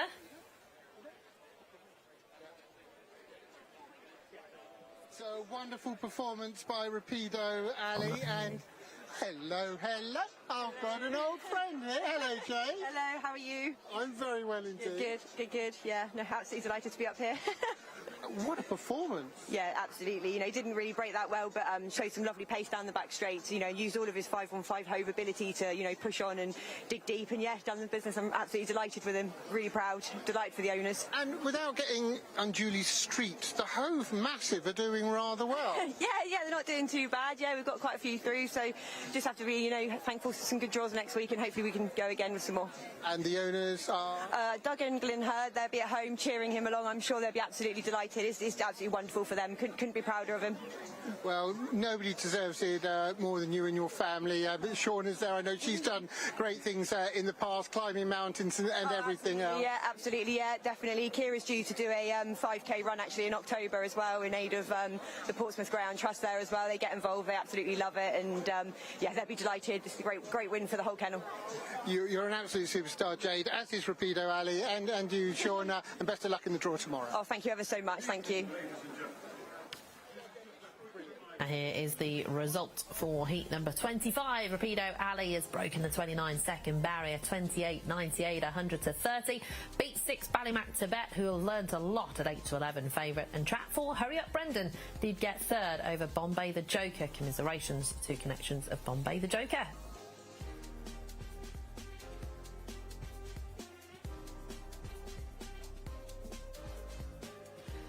So, 50% back on the first day. Losses up to £25 as a free bet. That is Bet Goodwin, who are helping us bring the show to life this evening. So our thanks to Bet Goodwin, who without this show would not be going ahead. So our thanks to them. This is Gone to the Dogs Live.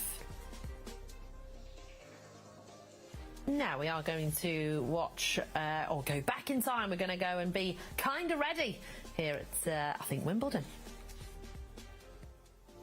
Our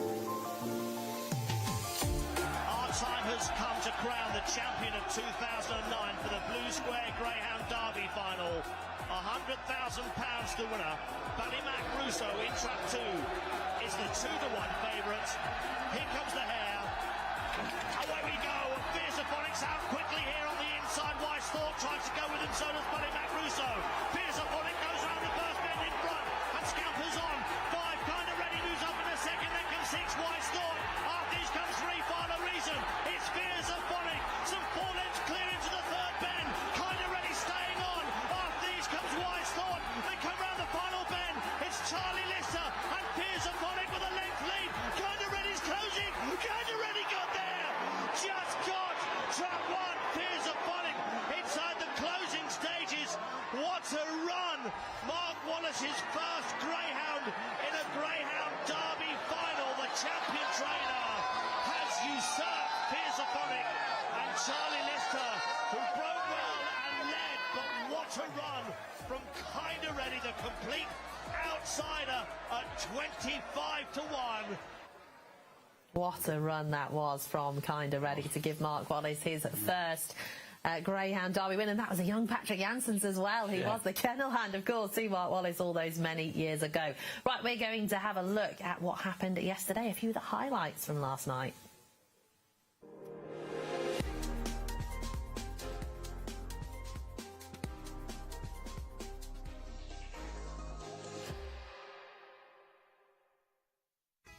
And they're away and racing, and 6 gets a flashy break. New in Benny up on the outside, and early dash to go with it and clears the field.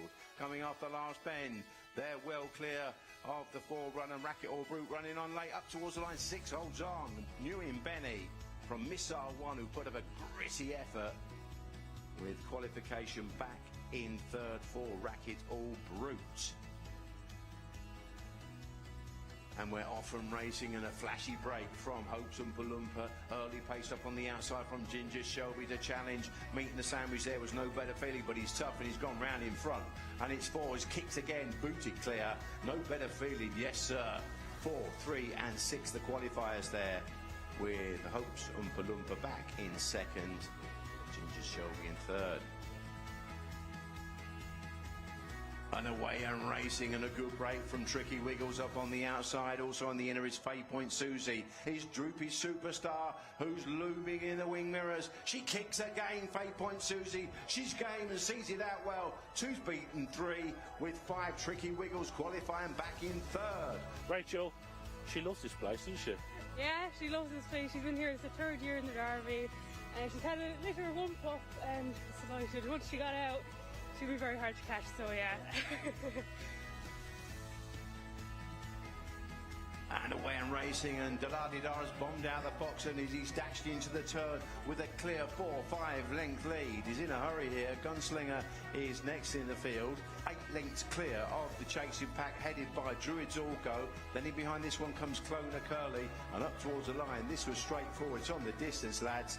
And Delardidar has won it, and won it easily. From 5, Clona Curly, who stayed on strongly for second, and Druids All Go qualified back in third. And away and racing, and flying out the boxes is Faye Point Harvey's in a hurry. Romeo still is trying to look for a way up on the inside, and barges his way to the front as Faye Point Harvey comes back for more and hits the front close home. Faye Point Harvey gets on top. Faye Point Harvey from Romeo Still, with Brinkley's Louis back in third. A 2-3-6 order. And they're off from racing, and 3 Keyfield Goose has come out like a scolded cat and leads into the turn ahead of Make It Paddington, who's going to turn second, just runs off a little bit as they come round the final turn. It's Keyfield Goose still with the lead. Sing Along Molly is edging closer, but she won't get there. Keyfield Goose will make all. He was very close for third. I think Ball Sports Blue has forced a photo with Kilmore Dancer, but a great win for Keely Cunningham and Phil Milner. And off from racing, and 4 gets a flyer. Flashing fender, early pace from Solomeo up on the inside to grab the lead. Now March on Freddy's got a head of steam up towards the line. 1 all out from 6. Solomeo hangs on from the fast finishing March on Freddy, with Flashing Fender qualifying back in third. Off and racing to a fairly level line, apart from Rhino 2-stroke who missed the kick, but it's Dynamic Force who's flown into the bend and sets up a 3-length lead already as they swing for home in view of the judge. Dynamic Force is well clear, and Dynamic Force beats Antigua Kestrel, with 1 Savannah Marapi back in third spot. And they're off and racing, and Ballymac Lucia takes a flyer from the boxes, but early dash in the outside from Indian Bonnie, the kennelmate, to hit the front. Coming off the last bend to challenge up towards the line, Romeo Empire gets on top. Ballymac Lucia is flying and forces a photo for second. No doubt about the winner, Romeo Empire, late and fast to claim the prize in Heat 19. The lid's rising away and racing, and Slick Sentinel has come out like a bullet from a gun and quickly asserts into the turn and goes on for Patrick Janssens now. With late lunge up towards the line, Slick Sentinel out from Scuba the Boss gets there. It was tight for the qualifying spot between Romeo Command and Quill Quids, who picked up nicely close home. And away and racing up on the outside, a good break from Burrows Eclipse, but early zip from Slingshot Sam into the turn. Slingshot Sam goes round. Here comes Burrows Eclipse, late and fast. It's all out now. Slingshot Sam with Burrows Eclipse joining on the line. That is a photo. That is tight, really close. I do love reliving the action from the last couple of nights that we've had of round one of the Greyhound Derby. We were just saying off air, obviously, that these nights go so quickly. They do. And before we know it, we're going to be at June the 14th anyway. It's going to be absolutely mad. Yeah, I mean, look, Greyhound racing extravaganza, isn't it? The Derby, it's the best of the best, and it just will build up. I mean, look, we've got some four-runner races tonight, but it's all about qualifications, building up second round, and that third round night is absolutely special. We'll be in the studio here for that night when we know we're going to see the Derby winner on that night. The last 48 stages is always extraordinary, and then we're not going to be too far away from here, but we've got the outside broadcast unit coming in for the quarterfinals onwards, and then just build up and generate the atmosphere moving forwards, and hopefully the weather's kind to us. Fingers crossed. Right, we've got the parade coming up. A couple of greyhounds keen to get on with things here, and trap one is Savannah Control at 14-1. Made his debut quite late in his career, but he got chucked into the laurels, and he's clearly well thought of by Kevin and Diane Henry.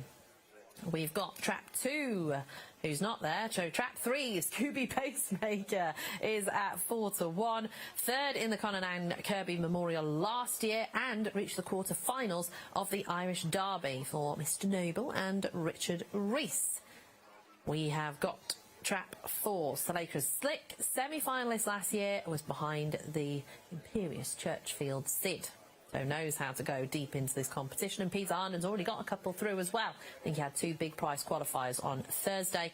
Then we've got trap six, Deliveroo, who has got two Cat 1 semis as a pup. He's got a good draw on the outside. He's my pick for this one. I really like this dog. I've just taken a shine to him. One, I mean, the name catches you every time anyway, but two, I just think he's a nice type, and hearing from Tom, he's well thought of in the kennel too, so hoping that he does at least qualify. And Droopy's Plunge was in there. He reached two Cat 1 semis, and Patrick Janssen said he, on the podcast last year, I'm talking August, September time last year, said he was his Derby dog. I remember seeing him winning a supporting open at Perry Bar. I'm thinking it was Hope's final night, potential or Ledger final night. Either way, absolutely impressed. Took off down the far side. Such a strong running dog. You thought at that stage maybe a 6-bend champion more than a 4-bend champion, but he's got so much speed as well. Runner up in the juvenile championship behind a certain proper heiress. That's top class form. Yeah, he's been well backed each way. Droopy's Plunge again. Similar type to Barntic Bear, but he's got more early and middle pace than Barntic Bear. So, Barntic Bear's going to not quite back run Droopy's Plunge. So you can see the sense in why that support had come for Droopy's Plunge. And that juvenile line of form for me is among the most impressive, if not the most impressive, with this Greyhound Derby in mind. Yeah, that was a cracking effort back on April the 20th. And we did finish second behind Proper Heiress. He was beaten 2.5 lengths in the end, but finished like a train in a time of 28.81, and that would be quick enough to beat everybody in this lineup by, a country mile, really. Yes, the Lakers Slick in trap 4 has to be respected as well for Peter Harnden. Semi-finalists were known as Ballymac Slick in the Derby last year. To final, or was it semi-finals? Ballymac semi-finals. Semi-finals, yeah. Ballymac Slick, and now it's the Lakers Slick. And Deliveroo, semi-finalists at Monmore and Newcastle in their puppy competitions, which are always good benchmarks. I mean, heavens, we've just seen you know, those back-to-back wins for Bannister to Pokey and kind of ready and coming out of the Monmouth Puppy Derby. So always to be respected. Runners are heading towards the boxes now. And just to say, that golden jacket, it was Bombay Nutty and Radical Scobie, so that was Maxine Locke and behind a Mark Wallace trained runner. And we've had Monkeys Wild and Hacker Carlo since as well, so those Excellent. two are through as well. And we'll wait for the third semi-final to give you the full lineup for next week.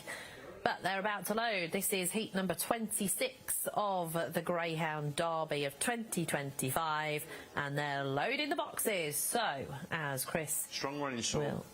will wave the flag, we are almost ready, and we can head back to PL. Chris just checks them over and a wave of the flag, and the hare is now on the move. Hare's running. They're behind traps. And away and racing, and Droopy's Plunge has taken a flyer from the boxes and looking to clear them into the turn. Oh my word, Droopy's Plunge has led round here. He's a strong running sort. Savannah Control has turned in behind. And then we've got Scooby Pacemaker, and at the back of the pack we've got Deliveroo and Salaka Slick, who can't quite go the gallop, set by Droopy's Plunge, who's in a hurry here. He's gone 4 or 5 lengths clear coming off the last turn. Droopy's Plunge in supreme isolation. Very, very impressive indeed. 2 has beaten 3, 6. Deliveroo took third.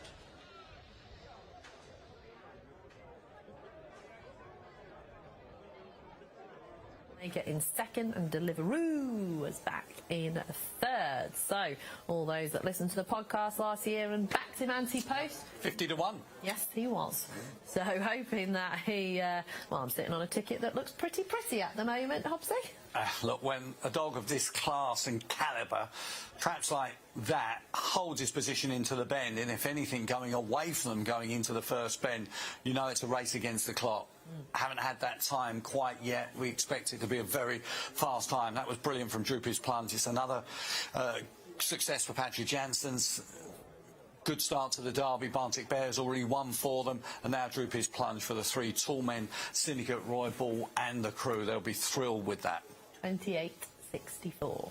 Yeah, 64 is another red-hot time. Did we have 58, wasn't it? Yeah, we've had a 50 yesterday, a 58 today, a 64 today. So, yeah, we are doing pretty well on the times. 28.64 for Droopy's Plunge. And as I say, Patrick was very bullish about his chances in this year's Greyhound Derby as well. So, yeah, what a cracking time. I mean, he's popped out. I'd like to see the split time, actually, as well, up into the first bend. I'll keep my eyes on the split times to bring you the quickest ones throughout the evening, because I think Lenny's Desire would have been pretty quick as well earlier on. But this is sensational. I mean, he's got some cracking middle pace anyway, we know that. And once he's out clear like this, no dog is going to back run this lad.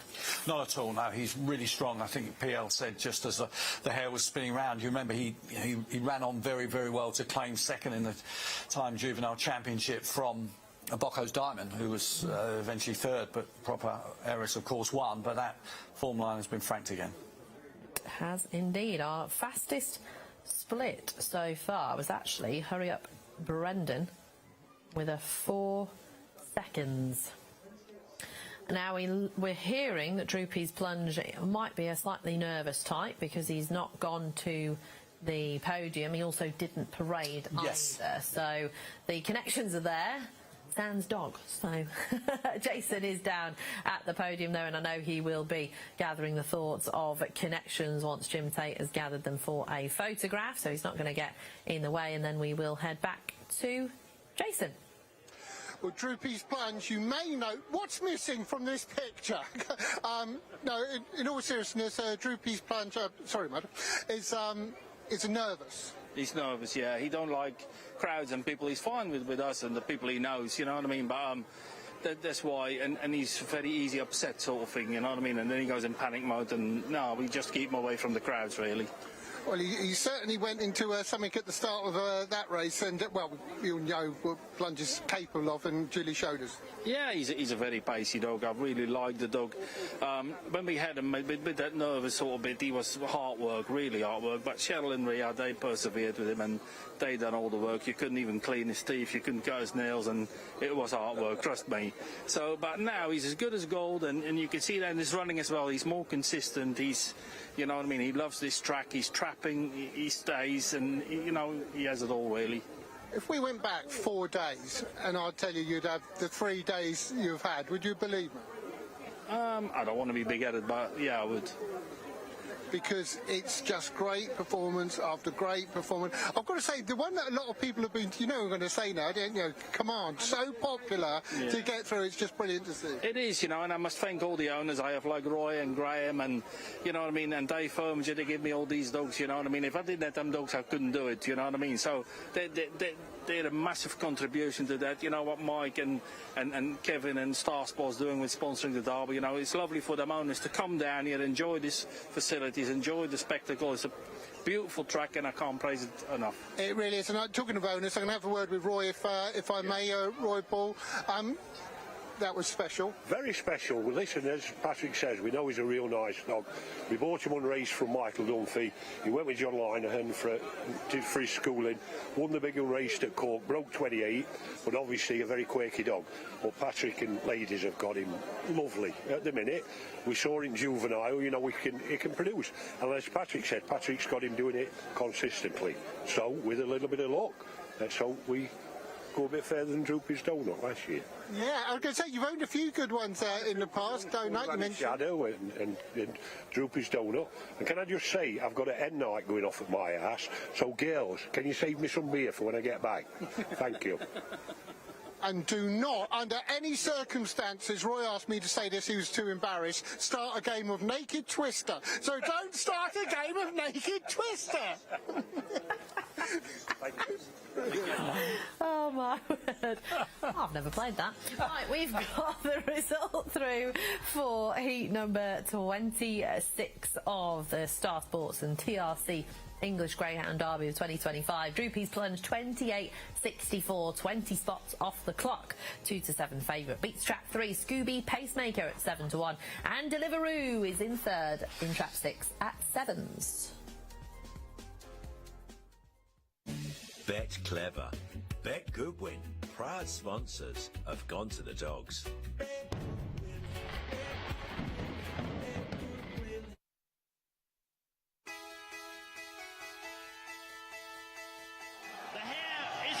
For the Blue Square Greyhound Derby final of 2008. The roar's gone up. Here comes the hare. Just a little matter of £100,000 at stake. And there they go, and racing up towards the first bend, and Loyal Honcho's first to show up from Tyra Kieran. Then comes Kryptonite. Loyal Honcho goes round the bend in front. There's trouble for Tyra Laurel, and also Trap 6 Blondino was involved. Linton Express has fallen at the back. Side. I'm glad to say Lenton Express is on his feet, but it's Loyal Honcho for Seamus Graham, the man who's had so many problems with his greyhounds, is still out in front. Loyal Honcho's going to win the Derby from 3. Tyra Kieran in second place. Across the line in third was Trap 6 Blondino. But what a memorable time for Seamus Graham. No one deserves it more than Seamus. Ladies and gentlemen, the winner to receive £100,000, and most important of all, the title of Blue Square Greyhound Derby Champion 2008. It's Loyal Honcho!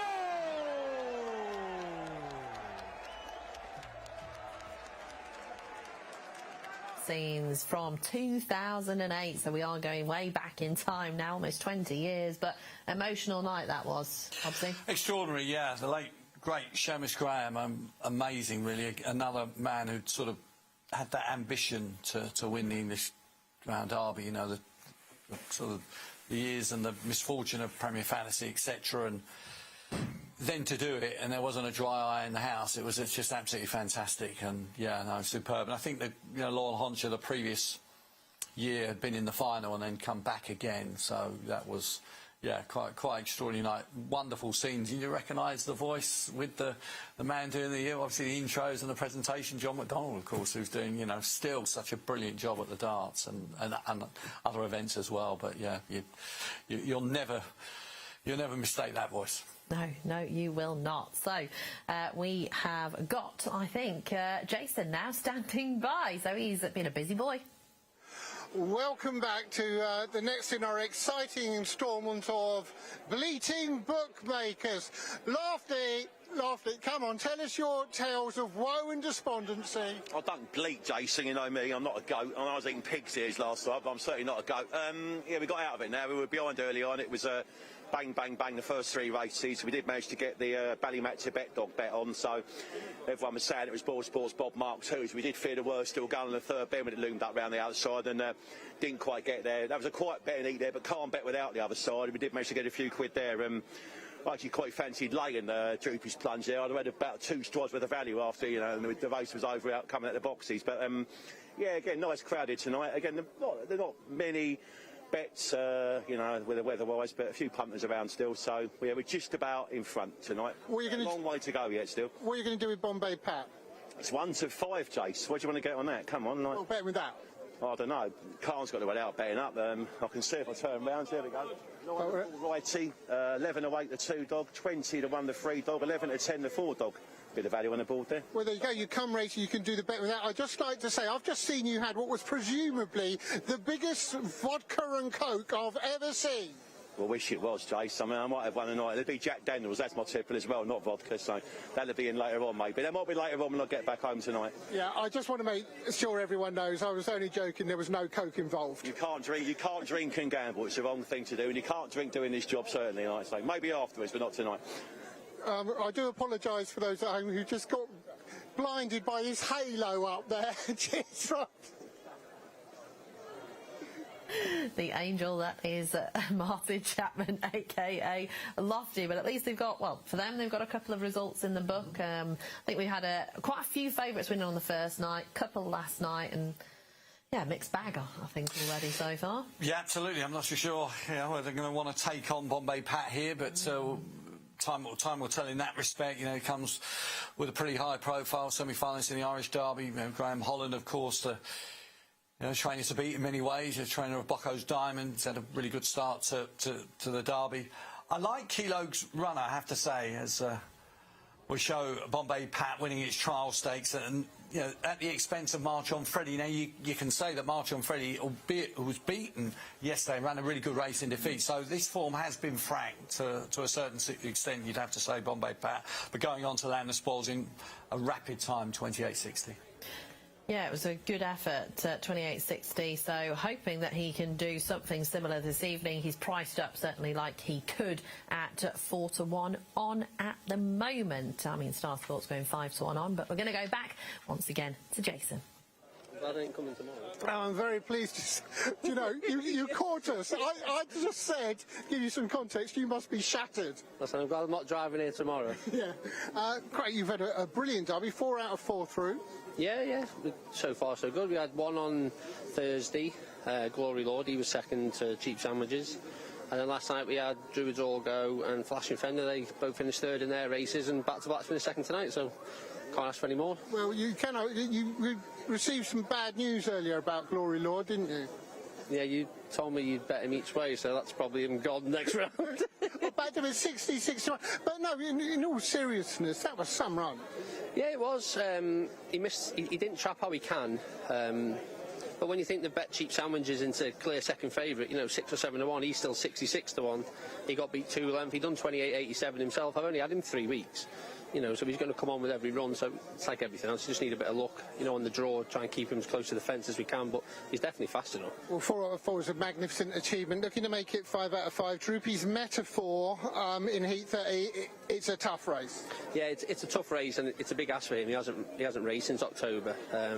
He done a tendon in his second trial here for me, so I'll be honest with you, it was 50-50 whether he'd run again. He was off for probably 3 months, but he done 15.75 last week, but we probably wanted this to be another week further on for him so he could have a 500 metre trial, but that's not the case, but we'll take our chance. I'm sorry, Craig, I was laughing because I couldn't help but see there's a boy there dancing away, and he was bust the moves again. Go on, give us some moves.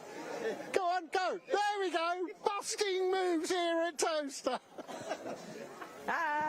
You know what's funny as well? He thought that we hadn't noticed, and Jason never ever misses a trick. So that is your warning. If you are going to dance behind Jason on the camera, then he will turn around and try and make you do it again.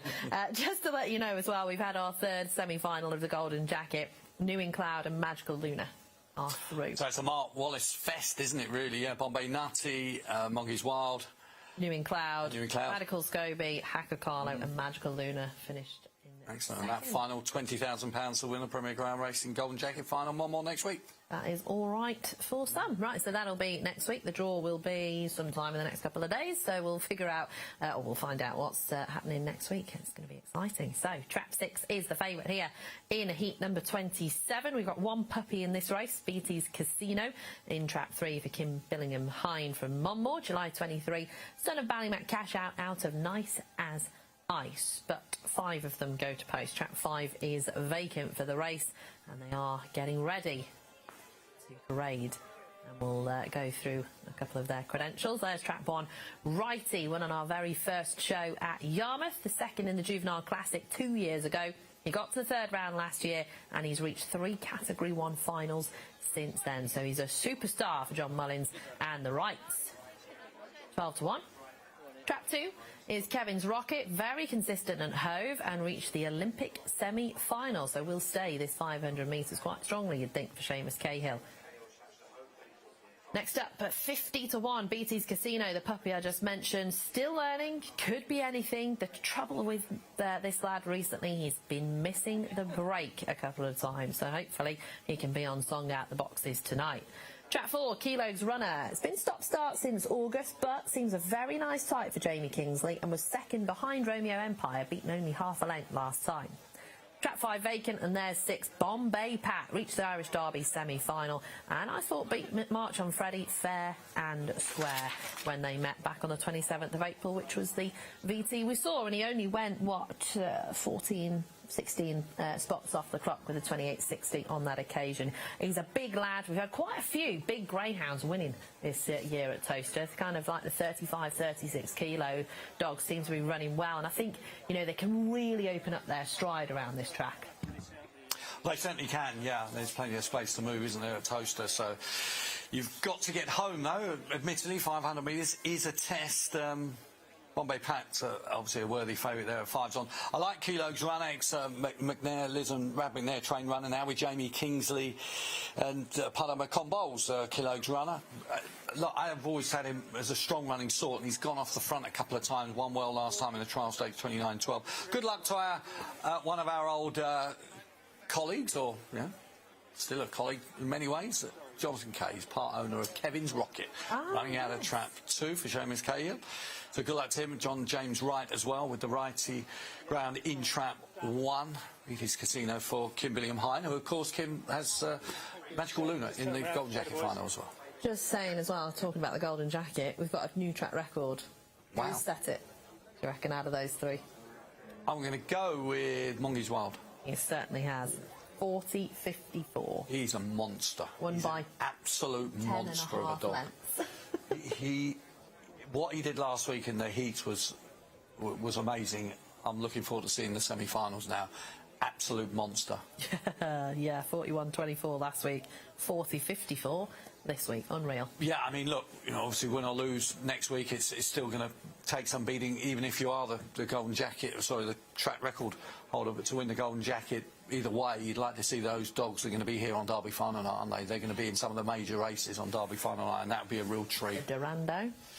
Interesting, really, because he obviously is a TV Trophy champion, but yeah, that's a 684 trip. He could win easily. I mean, he's won over here over 7-1-12, wasn't he? You know, so he could.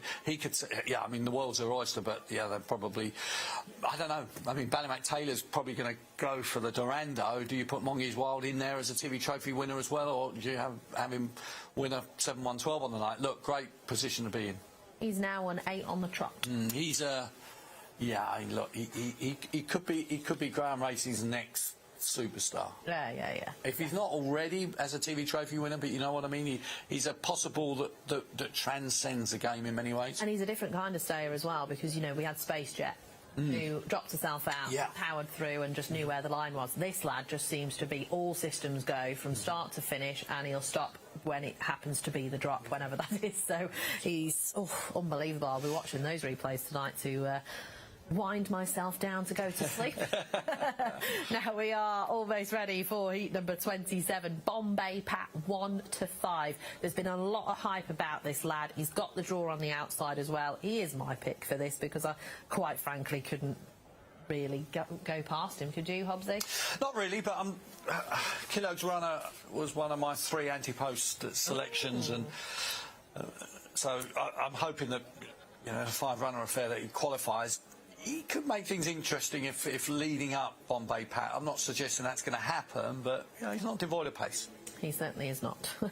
Now, Bombay Pat has been, or just about to be put in the boxes by Rachel Holland, who I have to say is one of the most happy people I've ever seen on TV. She's all smiles, giggling away, having a superb time. We keep interviewing her on the podium, so hopefully we can do again, unless, of course, the bookies have a good one here. And she writes well. She does. If you've not written or read the blog, do have a look at Greyhound News UK, because we have got Rachel Holland's thoughts on all of the runners in their kennel.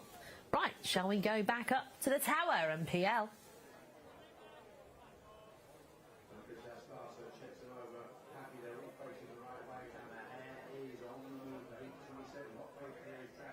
Bombay Pat in the stripes. Stand by. And off and racing, and the favourite has missed the kick. Better break from Kevin's Rocket, and also Kilo's Runner showing good early zip. They just collide though, and circling the field now comes Bombay Pat to now just poke his head in front coming out the second bend. And down the far side, he's raced into a 2-length lead into the third turn, ahead of Kevin's Rocket. Making ground into third is Righty, looking to stay on for places as they turn for the judge. It is Bombay Pat with a clear lead. He missed his break, but he's got the job done all right. 6-2-1 is the order. Kevin's Rocket and Righty qualifying in behind in heat 27. It's that man, Graham Holland, again. Yeah, he'll be sick of having gone to the dog's microphone shoved in his face, Graham. But track 6, Bombay Pat has won, and won well. I don't think it'll be quite as quick as the trial stakes a couple of weeks ago, but it was a success, and that's all we can ask of him. Yeah, absolutely. I thought that was not quite a flawless performance, because as PL said, he's missed it slightly. Kilo's Runner has popped out, but Kevin's Rocket is on the inside. There was just a little bit of a coming together, and there's a full step from 4, and he's going to have to play catch up, and he's out of the Derby, Kilo's Runner. But down the far side, Bombay Pat showing his class. Fair play to Kevin's Rocket. I mean, Seamus has had out of luck at Monmouth tonight, but you know, in terms of, I think it's 5 out of 5 for his runners in the Derby through to the next round, so they'll be like, well done to JK. He's back for the second round next week. Righty sticking on well in third. Yeah, so 6-2-1. Bombay Pat has won. Just here you can see 2's moved off slightly, 3's come in slightly. Beatty's Casino, I mean, the puppy's still learning on the job, was slightly thrown in at the deep end, I think, for Kim Billingham-Hine, but the front 2 have just had a slight coming together, and you can see the heels go slightly for Kilo's Runner, and unfortunately one of your anti-post bets out. But yeah, quite a lot of mine are as well, Hobbsy, so I'm with you. Yeah, kind of. Yeah, sort of luck went against us in that respect, but in terms of who was going to win this race, it was always having to be Bombay Pat in many ways. But it's about qualification. Unfortunately, it didn't happen, Kilo's Runner. But fair play, you know, Righty. Know those guys well. Likewise, Kevin's Rocket, so fair play to them. I feel like the stride was shortening ever so slightly on Bombay Pat here as well in the closing stages. I think he was tying up ever so slightly, whereas I think in the trial stakes, for me, he just really strode out to the line quite strongly. So good shots. It was a good effort. This is great. What a crowd. I mean, got all the youngsters in. We've got a blend of people, you know, loads of faces that are enjoying this wonderful sport of ours. And I mean, it's a beautiful evening at Toaster, which always helps as well, because when it is cold and raining and miserable, it is cold and raining and miserable. I kind of always say it's always 10 degrees colder here than anywhere else, it seems, when the weather goes against you. But I think in this instance, we got a very glorious Saturday evening. There's a very happy man as well, Graham Holland. And Rachel just coming through with the winner, Bombay Pat. I think we'll be able to head to Jason shortly and speak to some delighted connections.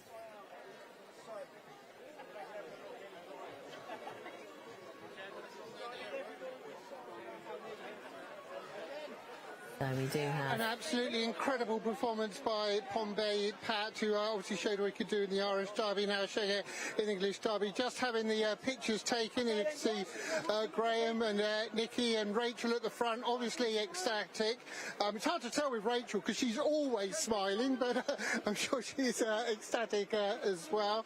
And we'll just let Jim finish his pictures, and then I'm going to have a word with the owners. We've got Eugene and Pat here.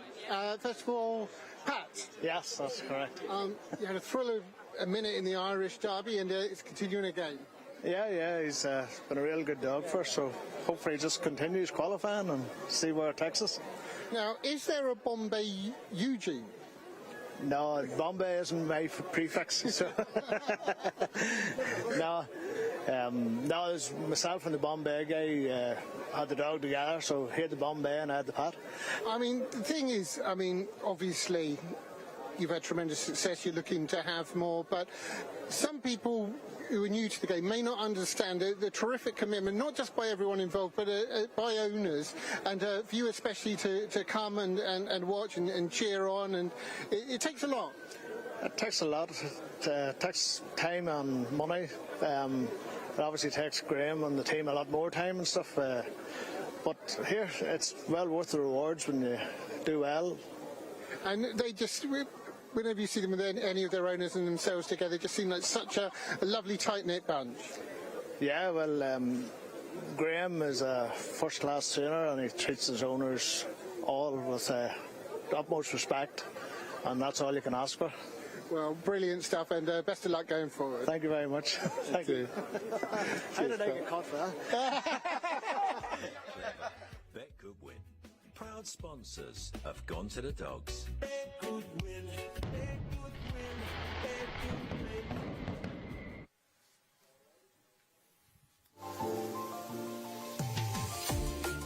Seamus Graham's got the favourite in Loyal Honcho. Second favourite Dilemma Spike for Nick Sava. Currently showing it 2-1. Here comes the hare. Owners proud as punch to see their charges here tonight.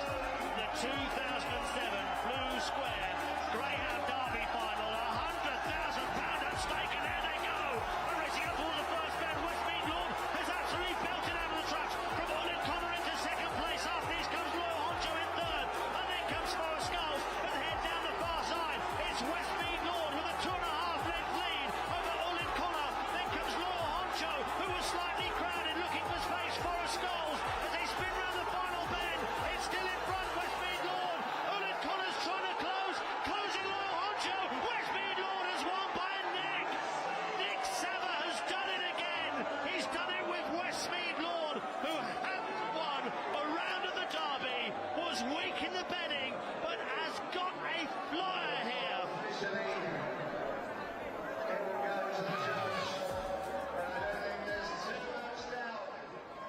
I do love reliving the old derbies, you know, it's absolutely brilliant, because I wasn't even part of the game at that point, so I had no idea what greyhound racing was, so it's fantastic to hear and see the atmosphere and see all the old scenes. Now here's the results of Heat 27. Bombay Pat 28.81, cracking time, 2-13 favourite. Kevin's Rocket 10-1 in second, and Righty qualifies for third at 18-1 as we go back to Jason. Now, I'm sorry, Emily Wallace, this is unprofessional. Could you come here, please? Run away from me. How are you? Yes, I'm very good, thank you, Jason. Excellent. Now, before we get on to what we've got to come tonight, golden jacket, you've got a big beaming grin on your face. It's gone very well, yeah. Trying to remember to watch the one more races as well as here, but no, it's gone really well. Won all 3 semi-finals, so can't ask for much more. You can. Well, New Destiny was a little bit of a surprise in the first semi-final, but she missed her break, she paced up and somehow got on the outside of Bombay Nutty, and of course he's middle and she's rail, so they didn't really help each other, but still she ran well in the end, and pleased to get all the others through. I'll mention it if she... Track record? Track record as well for Mongy's Wild. I actually only found that out not that long ago, so yeah, no, Mongy's Wild, he did it a bit differently to last week. He hit the front a lot sooner, winner. He even took quite a bump on the third bend, I believe, but he won by such a long way. You're thinking it's got to be close to the track record, and it was, thankfully. Going ahead with tonight, congratulations. Tabletopper's won the blue ribbon here, obviously. Yeah, he's a really, really nice dog, and this definitely seems to be his favourite track. He's not run up too many tracks, but he's been here in Central Park, and he just seems to absolutely love it here. Beat Proper Eris in a really classy field in the blue ribbon in January. He was doing 28.60s for fun, so hopefully he's not going to do a 28.60 tonight, I wouldn't say, because he's had a bit of a break and he's coming back fresh, but hopefully he can win or at least qualify. We'll be very happy. And then one more Fabulous Sneak. Yeah, Fabulous Sneak as well. I mean, she's just a very game, consistent bitch, and she absolutely loves to win. She loves it round here. She's capable of a very good break round here, and she's a 28.80 bitch on her day, so yeah, fingers crossed she can get through as well. Excellent. And one final question, not from me, from the producers, and I think this is bearing in mind the job I've done tonight. They're desperate to know, when are you back doing this job? The quarterfinals, semi-finals and final. Well, we all look forward to seeing you then. Congratulations. Thank you, Jason. Yeah, all smiles in the Wallace household, I am sure, this evening, with 3 winners of the semi-finals of the Golden Jacket, which we're hoping to show the final next week, aren't we, Hobbsy? Hoping to. Fingers crossed. Fingers crossed. Everything crossed. We are building up to the next, which will be heat number 28, where Table Toppers does go. That is my nap of the night, so hoping that I can follow you in, because your nap's already gone. They're plenty short enough, aren't they, these naps at the moment, but there's so many short shots tonight, you know, so... But he's in against a dog. So I spoke to Pat Buckley in his van, actually, on Thursday, I want to say, and he was saying that Cloner Ice, he chucked him up the gallop and thought that an animal had tripped the clock, because he looked at it and went, no, too quick.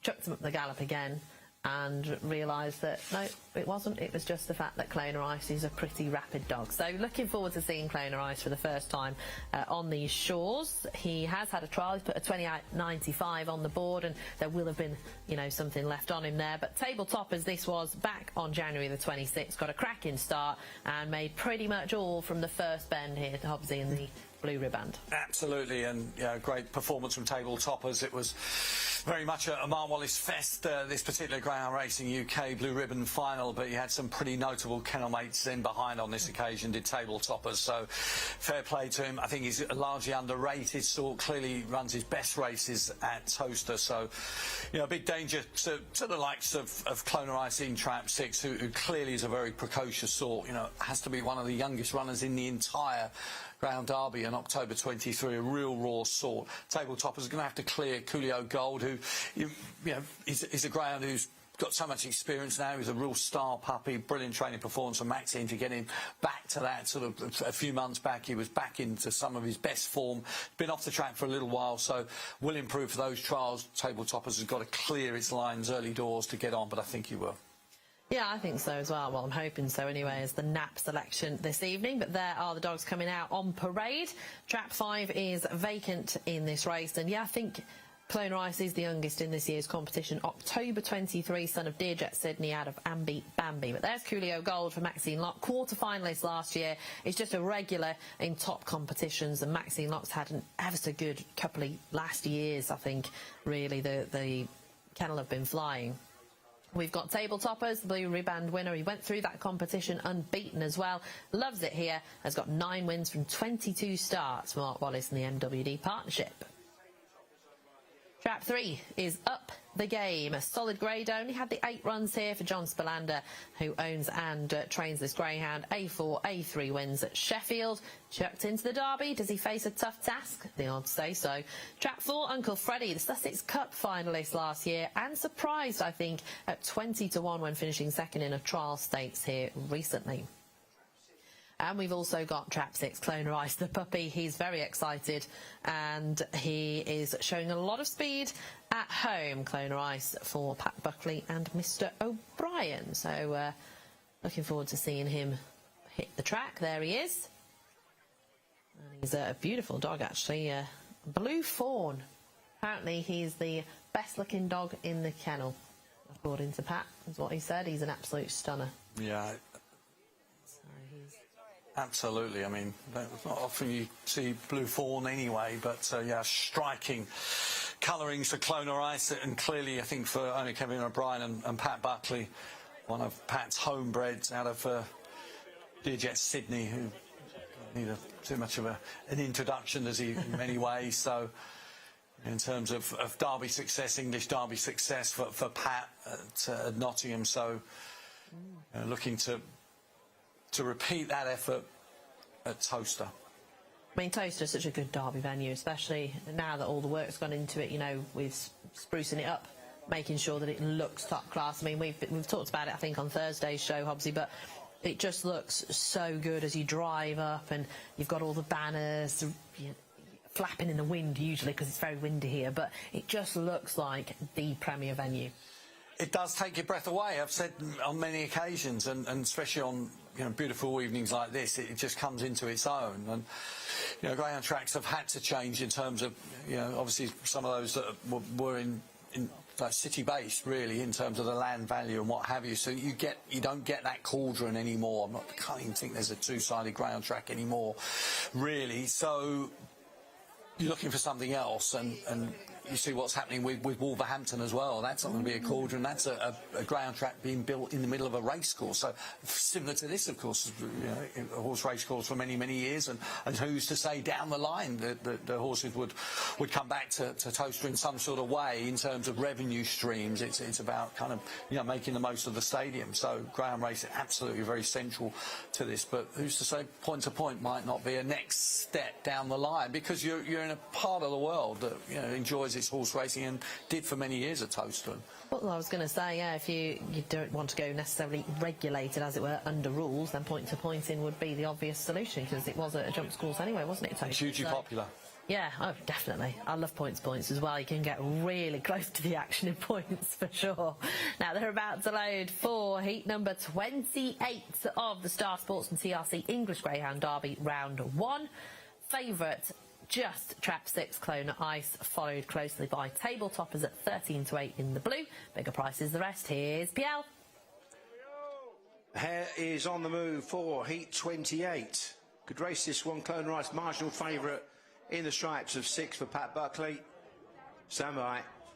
And away and racing, and it's won the first to show Coolio Gold, who's going to lead into the turn from table toppers, and the favourite Clona Ice just rather missed the kick, and he's now looking for a way past both Up the Game and Uncle Freddie down the far side, and Coolio Gold has a 2-length lead from table toppers, who's looking to close now around the last 2 bends. Then in behind these comes 4 Uncle Freddie, looking to qualify there, clear of Up the Game and Clona Ice at the back, but it's Coolio Gold who's kicked again. Coolio Gold's got on from Uncle Freddie, who got up for second, and table toppers qualified back in third. Coolio Gold for Maxine Locke. She's done it again. Superb effort. Coolio Gold. I mean, he's one of the public's favourite, really, I think, Coolio Gold. He's a quarter-finalist last year. Maxine Locke has had a cracking time of things over the last couple of years. She really knows how to get her dogs in tip-top condition, and when you break like this from the inside draw at Towcester, you are going to be quite hard to peg back. Absolutely. He's a lovely dog. You're absolutely right. He's got a massive following. He's, in terms of his team of owners, they're hugely enthusiastic. I think you could hear them, cheering on Coolio Gold. That was a shot of Rob Howe there, very much part of the JR Racing Syndicate, so connected to Maxine Locke's kennel. And Coolio Gold, so game in front. I think, look, table toppers have run his race, and fair play to Uncle Freddie. For Mark Burridge and Brett Capaldi and Richard Rees, staying on as is his want, Uncle Freddie. He's never far away. And for the Kangaroo Petrol Syndicate of Brett and Mark, they'd be thrilled, of course, that Uncle Freddie is through to the next round. But fair play to Coolio Gold. It's all about him. Slightly unlucky to go out in the quarterfinals last year was Coolio Gold. But he's always been a very, very fast dog. And as Matt Newman said in his brilliant A to Z on the Greyhound News UK website, 23.54 at Romford, even though he's a senior performer now, he's so capable. And that's, that's has to be, I think, one of the highlights of the first round, that performance there. Really good. Yeah, especially with a greyhound that does have such a big following as well. 4, Uncle Freddie in second, 2 Tabletoppers in third. What I will say is that the head-on that you saw at the boxes, you can see Coolio Gold slightly moves off. Tabletoppers was looking to come slightly in, and then they both realised they were in each other's way and behaved themselves within about 5 strides. So it was fabulous to see that head-on, and we will be collating all the head-ons as well for our YouTube channel too, so do keep your eyes out for that in the next few days. Clone Ice, I think he's just a raw puppy. He's taken a couple of false steps. He just didn't quite get out the boxes, and he'll have learnt a lot from that. So hopefully will come on for the run, Clone Ice. Obviously won't be seeing him in the Derby going forwards, but it was a a big learning curve for him anyway. Yeah, Gavin O'Mahony with Trap 1 there, Coolio Gold, and a few of the owners, they'll be thrilled. They will indeed. And Tabletopper's getting a bit of love from Emily as well in the background, because he is through too. But Coolio Gold, we will be getting a word with Connections shortly with Jason, as they just are led to the winner's podium. Getting a heave-ho up. He's only 33 kilos. Light boy. Tell you what, when you work with greyhounds all the time, putting them in and out of kennels, you wouldn't have to go to the gym, would you? Strong boys and girls required. Yeah. Right, I think we can head back to Jason. What a wonderful performance that was. Wonderful performance that was by Coolio Gold. There you can see Happy Connections got in the quarterfinal last year. Brilliant run, first round this. I'm going to go to you first, Steve. Oh, wow. Brilliant. Once he trapped, we thought we had a good chance. You know, he made the quarterfinals last year. Was a bit unlucky in the quarterfinal. Dog took his back legs. We're having another go this year. Well, you've certainly started off in the best possible fashion. Now, I've got to move to Mick now. I'm going to be a bit careful going towards Mickey, because after the race, I saw what he did with the stick. Mickey, you were going ballistic. Just over the moon, a great servant. Just been very unlucky with injuries. Would have won a lot more. It's just a shame, but hopefully he's back. We go a few rounds and he keeps sound. That's the main thing. And I'm glad we beat Bish Bash Bosch's dog in Trap 2, which I thought we would. A lot of people said we wouldn't, but I knew he'd out-trap him. And that's all I can say. Mickey, it's all about passion, and you showed plenty of that. Obviously, yeah. We've been everywhere with him, watched every one of his races. We've got him down the country. Great servant. As I say, he's just been plagued with injuries. Not saying no one other dogs has injuries, and not because it's our dog, but he's had more injuries than any dog I know, really. It's a shame. Well, it was great to see your passion. It really was. And Gavin, a quick word with you as well.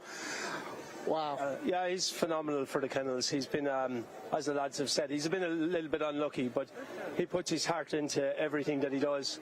He's one of my favourite dogs ever. I've said that in the kennel a few times. To watch what Marie, Maxine and all the kennel staff have done to get this dog back to where they've got him back to, people don't realise how much effort they put into it. And this is for all of them. This is for every one of them. And they're not even heard of in general terms. But they brought this dog back from when they were going to retire him. They said, we'll have another go, we'll work again. And then they've done so much. I can't say enough about what they've done. So to them, this is a special night for all them people. So, well done. I can hear the emotion in your voice. If you don't mind me asking just very quickly, because people were concerned, and I did speak and ask you if I could ask this earlier about Droopy's Pivotal. Yeah, Pivotal, he's very comfortable today. A great shout out to the vets here, Polly. She done an excellent job with him last night. The track staff here were brilliant with us. As to be expected in anything that we do in greyhound racing, it's top of the range, and people should see it for what it is. It is top of the range. So we said it on our Bonville Twitter page today that we thanked everyone. It was emotional for us because no one likes a dog getting injured, but you have to say credit to the staff here. That was exceptional last night. They were brilliant. Brilliant, Gavin. Thanks for sharing that. Cheers. Thanks very much. Really appreciate it. Thank you. Great to hear that Droopy's Pivotal getting the best care from Polly the vet and the team here at Toaster after his injury last night. This is the result at 28.99 for Coolio Gold, so dipping under that 29 seconds. Cracking effort, 7-4 favourite. Uncle Freddie second at 10-1 and Tabletoppers third at 3s. Bet Clever. Bet Goodwin. Proud sponsors of Gone to the Dogs.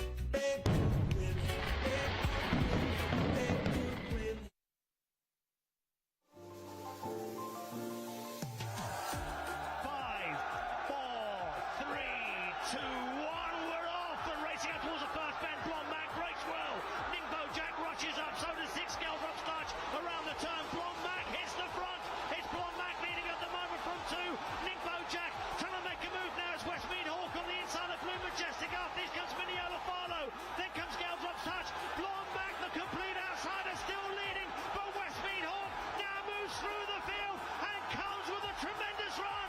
He sprints clear. Success at last for owner Bob Morton as Westmead Hawk delivers.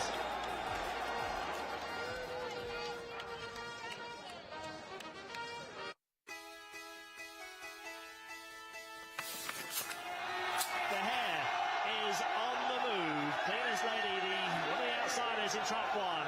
Miniola Farlow, the Irish challenger in two. Westmead Joe in three. Westmead Hawk in four. Amarillo Slim in five. And Clash Derby, the complete outsider, in trap six. Here comes the hare.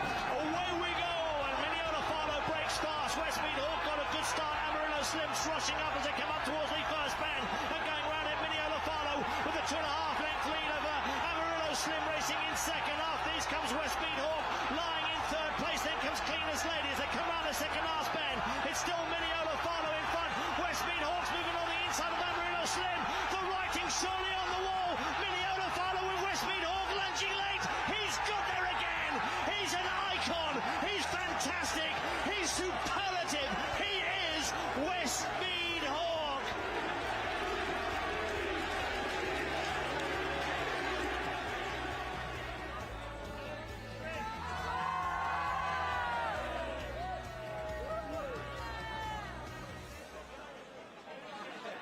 Just gives you goosebumps, doesn't it, Hobbsy? Those two back to back, but the commentary and the, you know, the comments from Errol over the line. He's done it again. He's a superstar. He's just unreal. It is. I mean, you know, as I mentioned about John McDonnell's voice, and then you hear Errol Blythe in full flow with back-to-back Westmead Hawks. I mean, just extraordinary. Those three in a row for Nick and Natalie Sale, Nick Sava and Bob Morton and the family, and you know, it was just extraordinary. It was the best of British times.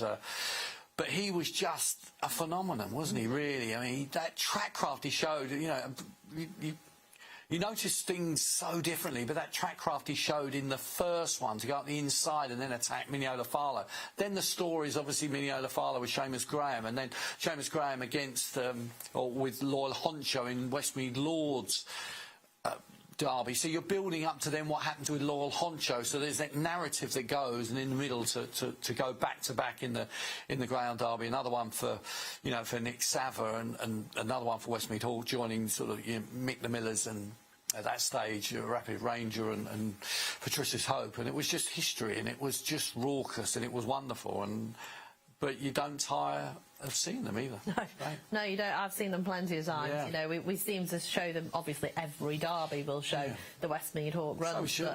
Well, yeah. I mean, we should celebrate them all. But can Deladi Dar do it? I think, you know, he's set his stall out for going for it. Yeah, I mean, absolutely. I think after.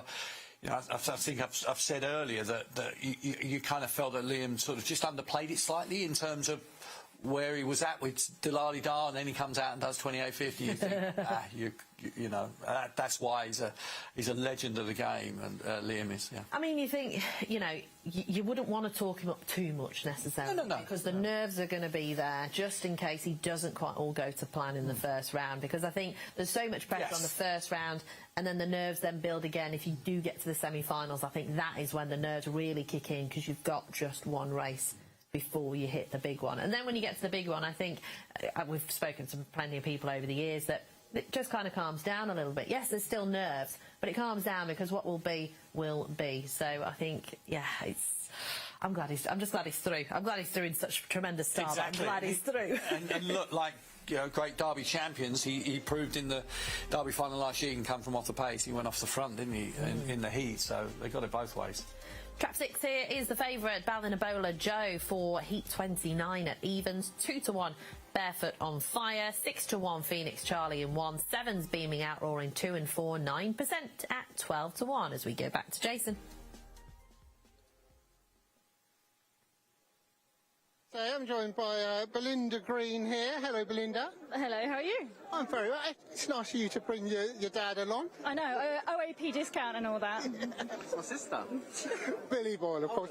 Now, Belinda, you know what it's like to have a runner in the big race itself, to have winner on Derby final night as well, and you've got Teddy going. Yeah, I mean, we've managed to get to the Derby final and I'm actually yet to have a heat winner, so it'd be nice just to get one. But no, look, she's been a really nice bitch. We had a fair few issues with her when she came in, but we seem to have ironed them out now, and fingers crossed, we're on the go. Now, what I want to know, Billy is very shrewd. Are you on? Not yet. Not yet. Now, this is, do you know, it's funny, Belinda, sometimes you see a different side to people. And I think you know what I'm going to say here. There's a charming story how you got Teddy. A little bit of a charming story. It was so we lost our pet dog quite traumatically for us, and so I was quite low. And about a week afterwards, I had a phone call from Adam, said that he had a nice bitch in his care. Would I like her? She should be kind of up our street. So I wasn't really interested. Didn't even have a look. A couple of days later, I had a look and I saw the name. So I thought, that's fate. I had to have her. And that's where she is now. Would you like to wipe a tear away, Belinda? I know, he's actually a big softie, really. He is a softie, and you two are obviously a great combination when you get together. You've had a lot of success. We've got to move on, but I wish you two the very, very best of luck. Thank you very much. Thanks, Jason. Now they are, or have come out on parade for the next race at Toaster, so I'll give you the blurb. Trap 1, Phoenix Charlie, has got 5 graded wins over in Ireland. Got Mr Kevin Boothby as owner. Diane Henry trains Phoenix Charlie. First run in the UK. Beaming Outlaw in 2 has got plenty of early pace and has over 50% strike rate here at the track for Frank Gray. Trap 3, Barefoot on Fire, the one I kind of fancy here. Third in the Irish St Ledger. Had a recent trial that was pretty quick, 29.02 for Paul Hennessy. Trap 4 is 9%, absolutely loves it here, but has had a bit of time off. Seems to be back to his best, almost. Beat Brinkley's Louis, who is through, I think, to the second round. Beat him the other day. And Ballinabola Joe in Trap 6 was actually KO'd in the first round of the Conan and Kirby Memorial, but he came back with a bang at Limerick. We're going to have a look at Barefoot on Fire back on April the 6th at Toaster, and he won well here, Hodgson. Won well from Fat Boy's Harvey, so that form has been franked and came from off the pace in good style. You can see running out of Trap 1 for Paul Hennessy and Brian and Kathleen Murphy, so, you know, you're talking about owners who've won derbies, and of course we know the trainer likewise as well, and good strong running effort coming to nab Graham Holland's ground in the shadow of the post and going on. Barefoot and Fire running out of Trap 3, and again might just be the type to keep on qualifying. Now we have got a short prize favourite here, 10-11, Ballinabola Joe, 7-4 for Barefoot on Fire, 15-2 Phoenix Charlie, 12s for the other two, Beaming Outlaw and 9%. I was with Barefoot on Fire. What about you, Hobbsy? I'm going to go with Ballinabola Joe in Trap 6. Pat had a not mixed evening in terms of obviously Clone Ice being slightly unfortunate, not trapping that well and getting into it, but expect Ballinabola Joe to be on the premises sooner here. So he's got the vacant trap inside. He's a warm order in the market, runner-up in the Juvenile Derby at Trilly. You know, that's pretty good form, and led to the traps by the man himself. Is that an omen? Or whether they are going in the boxes here at Toaster. The first couple are about to come forwards, and then we will be off and away for heat number 29. I can't believe we've only got 4 more heats to go, including this one of round 1, and then it'll be all over until next Friday. The draw, of course, if you weren't already aware, 12 o'clock noon tomorrow, and you can watch it via the Start Sports website. They will be streaming it live, and you can see your dog or your aunt's post pick popping out onto the board, and hopefully they'll get a good draw for you. Last couple are going in. Here's Paul Lawrence. And away with the flag and the hair is on the move for heat 29. Favourite here, Trap 6, Ballinabola Joe. Heavy on traps. Gates lift off from racing and Joe's come flying out. Balinabola Joe is going to rush into the turn and he's going to take a comfortable lead here from Barefoot on Fire, who's in second, and then we've got Beaming Outlaw, and at the back of the pack Phoenix Charlie and 9% down the far side, and Balinabola Joe has a 4-length split back to Barefoot on Fire, who's trying to close now with every stride. They're well clear of Beaming Outlaw, heading the chasing back, turning for the judges. Hard work on the front end for Balinabola Joe. He's all out. Balinabola Joe hangs on from Barefoot on Fire, and back in third was Trap 4, 9%. A gritty performance. He showed good pace. He's only a youngster, but he's got to the front and held the late thrust of Barefoot on Fire. As Trap 6, Balinabola Joe just holding off Barefoot on Fire. So between us, we gave you the forecast here in the studio. But Joe has managed to get out the traps and run well. I was hoping that 3 Barefoot on Fire just chopped off Beaming Outlaw at the bend. It looked like he was going to hold him at one point. But Balinabola Joe has managed to pace up nicely into the first bend. And I mean, Hobsy, they've absolutely blown apart this field, these two. They have. I thought Balinabola Joe showed real pace and class there. It's only in April 23, more lightly raced and a little bit more seasoned sorted. Barefoot on Fire, Trap 3, we know he's always there or thereabouts. He's very rarely out the frame. Again, might just be an anti-post wager moving forward, but 6 has done well. I think he's going to come on for that. But I think the value of the form shouldn't be underestimated.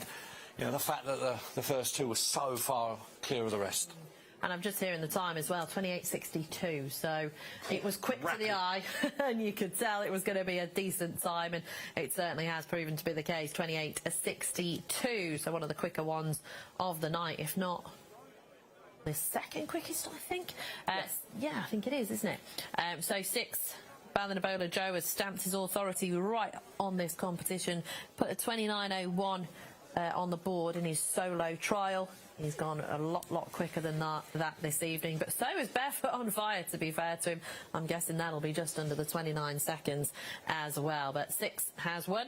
Balinabola Joe, Barefoot on Fire second, and then we dial the distance to third with Trap 4, 9% filling out that third qualifying spot. So Phoenix Charlie, Beaming Outlaw, both out. Commiserations to Connections. But good run for 9% to kind of beat the other 2. Yeah, absolutely. Another one for Richard Rees in the hat for the Legacy Racing Syndicate. But a good battle between the 2 Irish stars there, and Pat Buckley walking to the presentation area. I think he'll be thrilled with the pace that Balinabola Joe has showed. I mean, he deserves a slice of luck, and didn't have that in the Kirby Memorial, but then came back on final night and absolutely slooshed in, did Balinabola Joe. So he's a fast dog.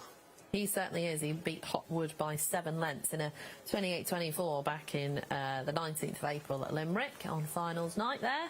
But Pat will be thrilled with Balinabola Joe. He's got a good team to go to war with next week as well, I think. So absolutely. Was it a couple of years back, Balinabola Red came with a big reputation, didn't it? Things again didn't quite work for Balinabola Red. Different sort of ground, I think, Balinabola Joe, so time will tell in terms of progression, but certainly he's got a very good man in his corner. Now they are on to the winner's podium, or just about to be. He's getting a lift. How heavy is he? That's what I was just about to have a check on. I like to see how heavy. It's 32 kilos, so not a massive unit, but big enough to stride out well here at Toaster and just build up a good head of steam here. I mean, those 2 have really impressed. I think for me, actually, it might be the race of the night for me, between the 2 that we've seen. Barefoot on Fire in second, and Connections just gathering behind the podium here. Very happy Connections of Balinabola Joe. I wonder who he's named after. Jason, I think, is down at the winner's podium for us. A wonderful performance by Balinabola Joe there for Pat Buckley, and we've had all the photos taken. I've got to go across to Pat first of all. Pat, for one so young, that was some buckle. Yeah, listen, it was a great buckle coming home, but I expected him to tie up.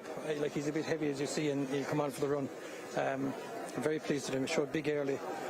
You'd imagine he'll peel a good bit of time off of that clock. You're a man who knows what it obviously takes to win a derby. I've got to ask the question: have we got a potential Derby winner here? Yeah, he's listen, like it's the pup and the last race. They've only similar racing done. They're still babies. You know, the big night, if they miss it, you're probably, you know, we're clutching at straws. But ability-wise, yes, he's good enough. And absolutely gorgeous. I bet your daughters are cooing over him, aren't they? Oh yeah, he's Emma's. Emma's the boss. She looks after him. It's always great to see you. Thanks very much. Thanks very much. Thank you. Cheers, Pat. He's a gorgeous boy. Ballinabola Joe in a time of 28.62, 8 to 11 favourite. I'd like to see the split as well. Barefoot on Fire in second, but not far behind at 2 to 1. And Track 4, 9% qualifies in third at 14 to 1 for Heat 29. Now, if you have just tuned in, or if you've been with us right from the start, we are Gone to the Dogs Live, and we couldn't bring you this show without the support of Bet Goodwin.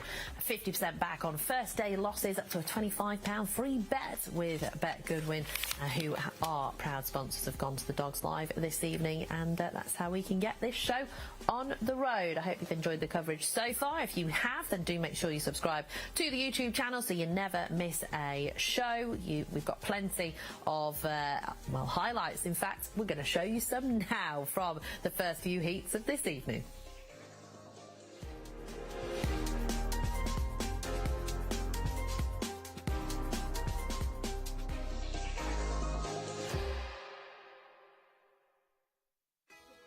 And they're off and racing. A good break from Droopy's Maximus. Early zip on the outside from Back to Black to get to the front at the initial turn. It's 6-1. Then comes 2.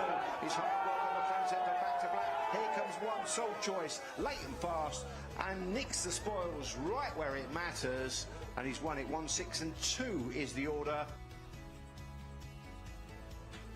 And away and racing, and a smart start from Golden Palace, but up on the outside, Lenny's Desire. 4, Vega, he's in a clear second, and it'll be a race for the places only. As 6, Lenny's Desire is going to come home alone here from Vega, and qualifying back in third is That's It Jack for Sunderland handler Dean Blackbird. And they're away and racing. A zippy start from Swift Underwear to lead into the first turn. It's hard work for Aero Secundae. Late and fast, Barntic Bear gets the job done.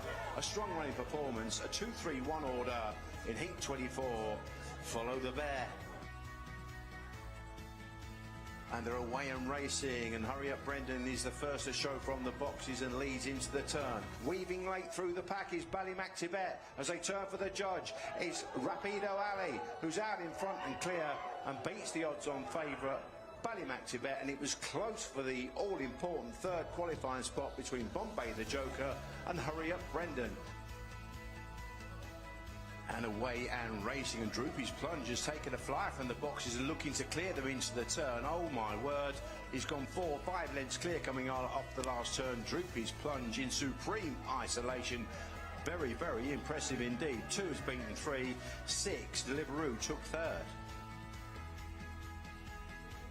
And off and racing, and the favourite has missed the kick. Better break from Kevin's Rocket, and also Kilo's Runner showing good early zip. They just collide though. It is Bombay Pat with a clear lead. He missed his break, but he's got the job done all right. 6-2-1 is the order. Kevin's Rocket and Righty qualifying in behind. And away and racing, and it's won the first to show Coolio Gold, who's going to lead into the turn from Table Toppers, but it's Coolio Gold who's kicked again. Coolio Gold's got on from Uncle Freddie, who got up for second, and Table Toppers qualified back in third. So there are your winners for this evening. Sole Choice, Lenny's Desire, Barntic Bear, Rapido Ali, Droopy's Plunge, Bombay Pat, Coolio Gold and Ballinabola Joe have all won this evening. And you can see the fastest time of the night, Lenny's Desire, which incidentally was Hobbsy's Nap, 28.58. But we've had quite a few rapid times this evening. I think it is quite quick out there on the toaster surface. Right, we're going to go back to Jason. Who have you found this time? Now, thanks, Danny. You know when someone's important when they've got a clipboard. And have a look at it. Go on, Billy. Show everyone. Look at that. £1.29 from W.H. Smith. You must be a very important man. Thanks, Jason. It was actually £1.39. Yeah, no, it's been good night tonight. There's a few people here. The crowd's quite decent tonight. Good racing. That last winner was phenomenal, to be fair. So yeah, looking forward to this next pup running here for Maxine Lock, Headford Asher. But yeah, it's been a good night so far. It really has, and the work you do is absolutely incredible. The promotion, you were just telling me actually you're going on TalkSport?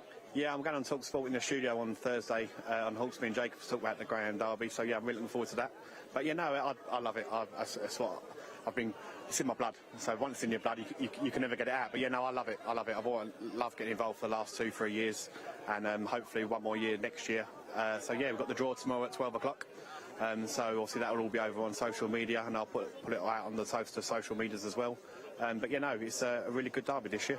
It really is, and you just see the happy face, everyone enjoying it. You mentioned Headford Asher. You with Headford Asher in the next? Yeah, I think I'll be with it. Jason, looks like a nice pup for JR Racing and Maxine Lock. Obviously, we don't know what Bowl Sports Bob's going to do, because obviously its last race got a little bit naughty at Shelbourne, but that's he's a bit fresh, the dog, and I think it'd be a good race, to be fair, if Headford Asher leads and Bowl Sports Bob turns second. But no, it'd be an interesting race for sure. Now, you wear many hats, and one of them is running a competition very, very popular indeed in the Greyhound fraternity, and a little bit beyond us. How are you doing in your own competition? No good. Less said about that, the better. I think it was £195 entered mine, and I think I'm about 180th.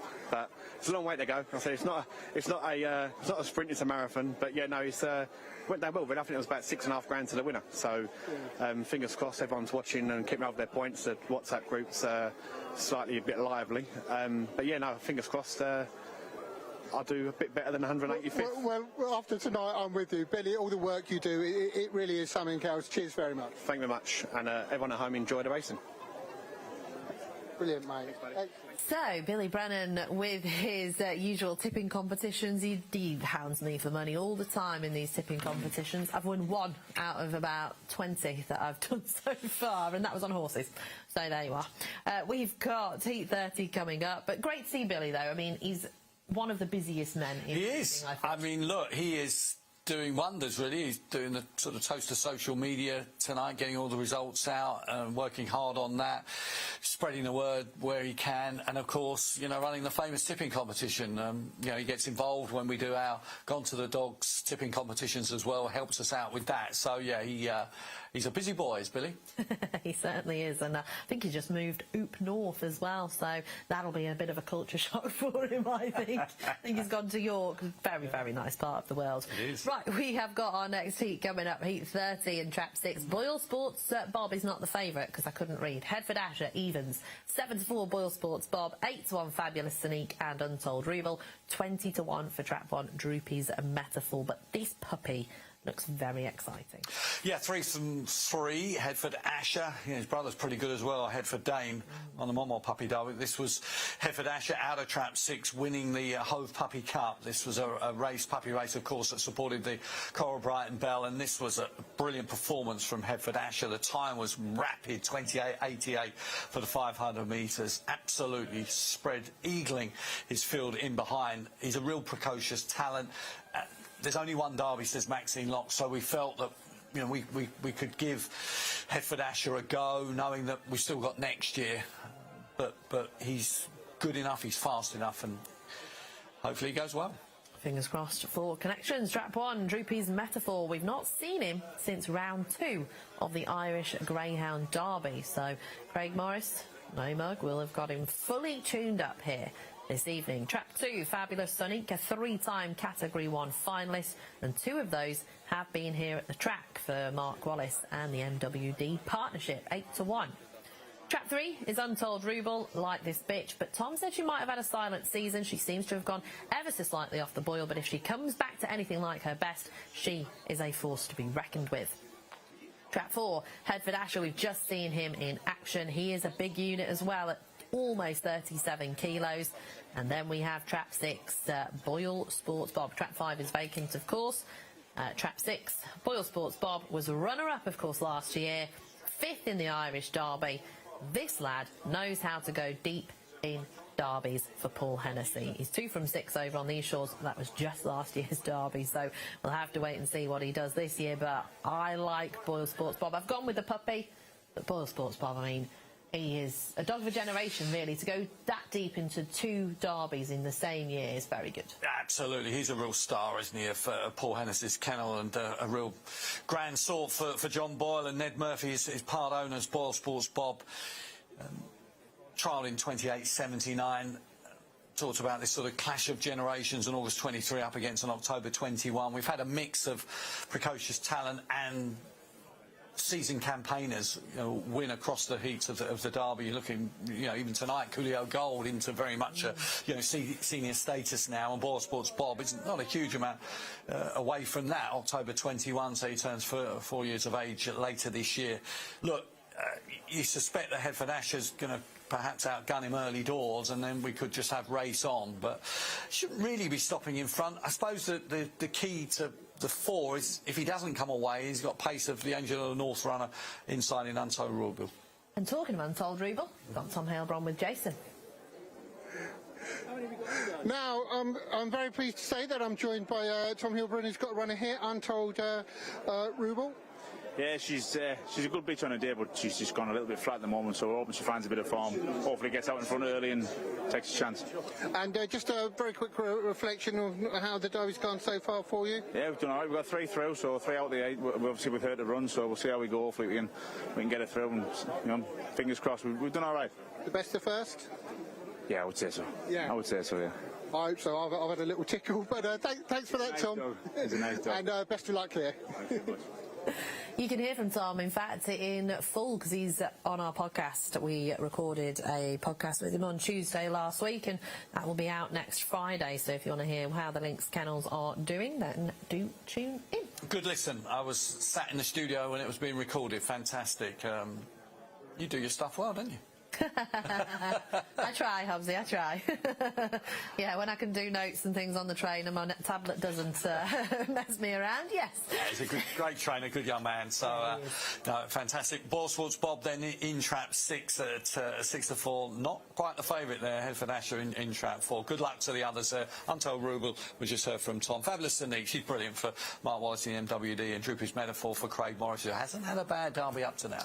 No, he has not. So rule him out at your peril, because of course he was seen in the Irish Derby as well. Clearly had something maybe amiss since then, because we've not seen him since round 2. So that was way back last year now. I was going to say Hereford Asher, they've probably popped him into the Derby because he's a big lad as well, 36 kilos. If there is any little bits of bother, he's going to be able to ride it quite well because he's got quite a big frame on him. So I think, if you're going to go in there with a puppy, you're going to go in hopefully with a big one that knows how to run and hopefully doesn't get trouble, but if he does, he should be able to ride it well. They are just about ready, the last couple being popped in for Heat 30 of round 1 of the Star Sports and TRC English Derby 2025. Here's Paul. Nice race this one. Precocious puppy, track 4, Hereford Asher, Hare runs. And last year's runner-up, Boyle Sports Bob in trap 6. Stand by, off and racing, 3 stumbled, leaving the boxes first to show was Droopy's Metaphor into the turn. It's Droopy's Metaphor, followed through by Fabulous Sonic, then comes the pup in behind Hereford Asher with work on, and Boyle Sports Bob is next. At the back of the pack is Untold Ruble into the 3rd turn, and it's the red jacket of Droopy's Metaphor now being challenged by Fabulous Sonic. The puppy in behind, then comes Hereford Asher, and then in behind this one comes Boyle Sports Bob up towards the line. All out, Boyle Sports Bob sweeping through and gets on top, goes home. A 6-2-1 order. Boyle Sports Bob has beaten Fabulous Sonic with Droopy's Metaphor grabbing 3rd. Well, that is the 3rd Greyhound Derby that he has made it through the 1st round. Boyle Sports Bob. That was some effort from this lad, because it wasn't plain sailing for anybody really in this race, Hobbsy. I'm going to have to watch this again. As a neutral, this was a massively interesting watch, I have to say. Desperate luck for Untold Ruble, just missing the kick. But it's, there's race on, because you know that Hereford Asher and Boyle Sports Bob, both, stay well. We know that he absolutely flies, but he's going to struggle to get round Hereford Asher and then the 2 and the 1. And even at this stage, you think 1 and 2 are away. 6 has had to check its stride. There's a coming together. He's ducked to the inside. Great canny track craft and absolutely powering up the home straight. You could hear the cheers ring out. Desperate luck for the youngster, Hereford Asher. He's going to come again. There's no doubt about that. But it's just the ups and downs in terms of the emotions of greyhound racing. You see out of the the boxes. 4's just drifted off into 6. Yeah, for me it's a funny one because obviously he won from 6 in the Puppy Cup at Hove. Then they've seeded in middle. I don't know if he did have a middle seed. I had to check that, but he's come out of the boxes and turned right. So you think maybe a little bit wider would have been slightly beneficial, but then he's unbalanced slightly at the bend. 6, I mean, Boyle Sports Bob, he's got a racing brain, we know that. He can't reach 2 Greyhound Derby finals without having a racing brain, and when he switched to the inside here, you think, yes, he's going to qualify, and then actually, yeah, he's going to go on and win, and that's his class. Absolutely, and you know, it's a great, thrilling race. I have to say, disappointment for Team Lot, but well done to Team Hennessy, Paul Hennessy, and John Boyle and Ed Murphy, Boyle Sports Bob, fabulous. And he, you know, she never runs a bad race for Mark Wallace, and what a race that Craig Morris has seen Droopy's Metaphor produce here, and. No joy for the youngster in Trap 4, but yeah, with the joy of like Coolio Gold for the kennel and great training performance there, and then he never really got into the race, did he, Headford Asher, and outgunned it late on. The good thing is there's plenty of competitions that will start in the next couple of weeks for those that have gone out in the first couple of rounds of the Derby, and I think he probably would go for maybe the puppy race or the plate or something like that. So, you know, there's definite chances for him going forwards, and now he's had his first proper taste of Toaster. We'll see what he can do, but that is Boyle Sports Bob for Paul Hennessy. Connections will be absolutely thrilled with this lad, who is just a superb specimen of a greyhound, and I can't stop smiling. What a run. I know. I mean, Tommy McLaughlin's been, it seems, behind that podium more than Jim Tate has in this year's Derby, so no, fantastic. Right, I think Jason's going to interview Connections. What an incredible performance by Boyle Sports Bob. The magnificent 7 out of 7. If you don't mind me breaking into a little bit of 80s comedy, rock on, Tommy! You're right. He done us proud, he done it the hard way. But we knew he was capable and he had coming through anyway. Well, that's it, last year's second, and we've seen him do everything on a greyhound track, basically, and that was just another thrilling finish. Yeah, no, we ran a blinder. Best run of the heat so far. Sorry, sir? Best run of the heat so far. Well, without a doubt, certainly the most thrilling, and you wouldn't have heard it, but it was certainly the big... Do you heard the big cheer? Yeah. I heard everybody roaring them on, yeah. Well, I think this is late. Were you part of that big cheer? Yes, we were. Sorry, what's your name? I'm Arlene. They kennel with us, so... We stay in Lawrence Tuffins all the time. We stay in Lawrence Tuffins for the last number of years. We appreciate it. I do apologise. I spoke to Lawrence Tuffin earlier. He was keeping out of the sun. Yeah, Lawrence was, yeah. No, thanks to Lawrence and herself here. She gives a great hand every time we come. Well, that was absolutely thrilling. And my friend we met earlier on, another trophy for you. Happy? It was 7 out of 7. It's 7 out of 7.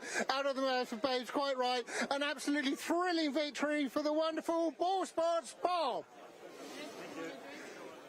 Superb effort. I think actually that was my highlight of the night, to be fair. Boyle Sports Bob 29-16, 13-8 favourite. Fabulous Sonique in second at 8-1, and a massive run for Trap 1. Droopy's Metaphor at 25-1. Bet Clever, Bet Goodwin, proud sponsors of Gone to the Dogs. Bet Goodwin, Bet Goodwin, Bet Goodwin.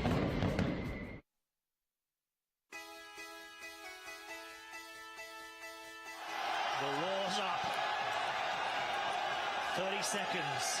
We'll know who wins the very first £100,000 William Hill Greyhound Derby final.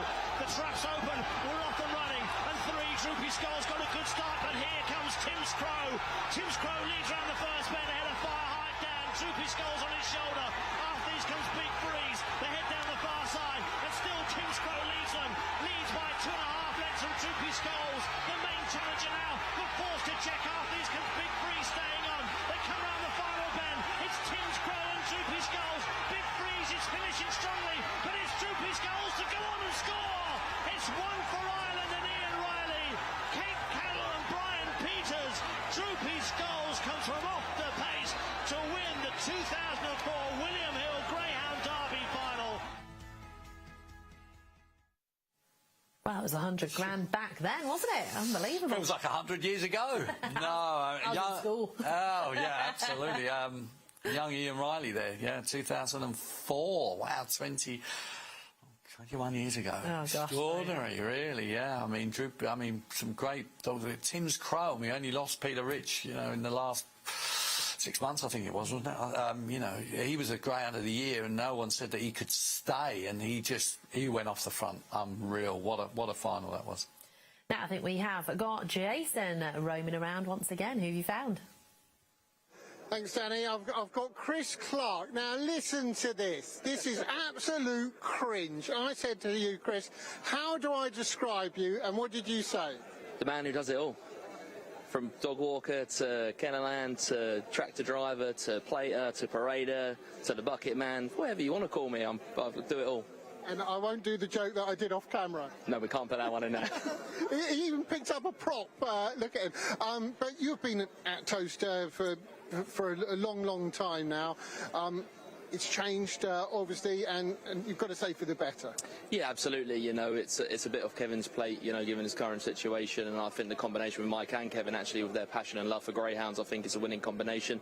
I think it's what the sport needs, and I think together they can do well, and hopefully we can all support and get on board as well. Absolutely, and I spoke to Kevin earlier on, and believe you me, he's so passionate about his runners and what he's got going through. Of course, went all the way through to the final a few years back. Yeah, and semi-final a year after that as well, and Kevin loves it regardless. He always has his entries, and, he's never changed since I've met him 15 years ago. Here to that. Now, you are a good judge, dare I say.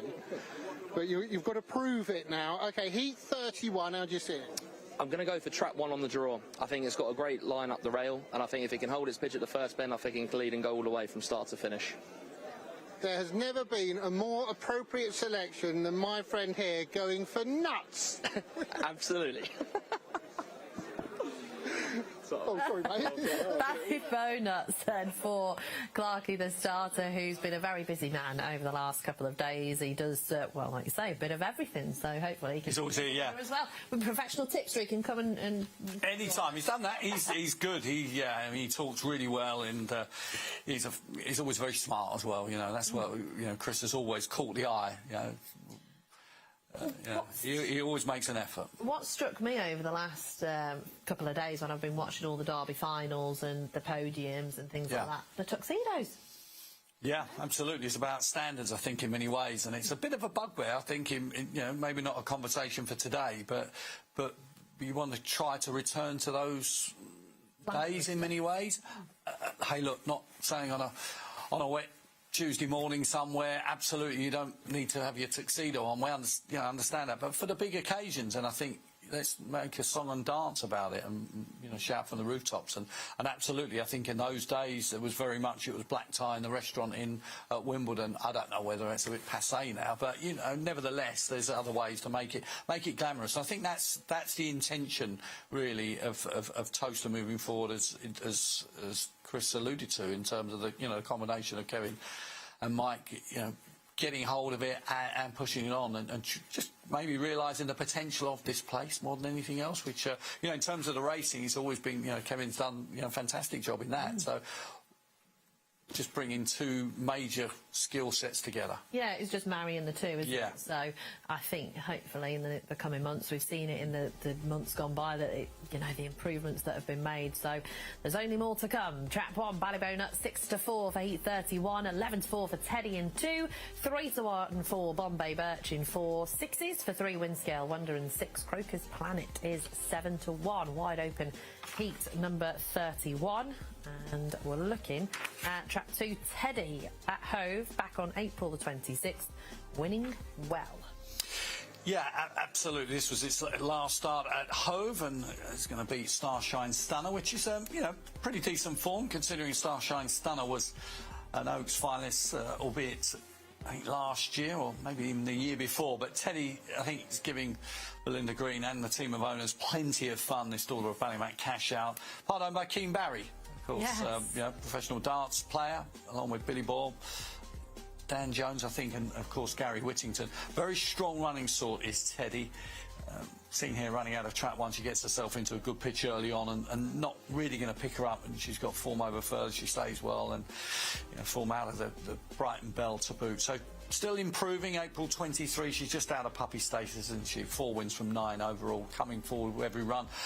I mean, look, she's got pace either side tonight. I think that's just I think if you're backing Teddy, look, we know she's got the all-round speed, but handling the pace of Ballybough Nuts inside is going to be quite key. Ran so well in the maiden derby, and Maxine Locke's runner sort of led everywhere except the line, it seemed, in that race, with Hello Diego sort of picking her up. But good draw on the inside. Bombay Birch, perhaps not at the form he was when he won the Puppy Derby, but they can come back at any time. He's got that class, and remember that Puppy Derby was here, so it's the course and distance form that you kind of rule out really at your peril. And then Croker's Planet. I mean, look, you don't often get a 10-to-1 chance trained by Graham Holland on these shores. So, but it's an interesting story. Jason spoke to John Croker earlier, the owner, with his son Tommy, and there's a big fan club of coaches arrived from Valley Grounds in Wales, of course, where Croker's Planet had been running there for, I think last time was Kerry Mortimer, now with Graham Holland, and having a crack at the Derby. So, there's a little bit of Galway and there's a little bit of Valley mixed in here with the support for Croker's Planet. Hope he goes well.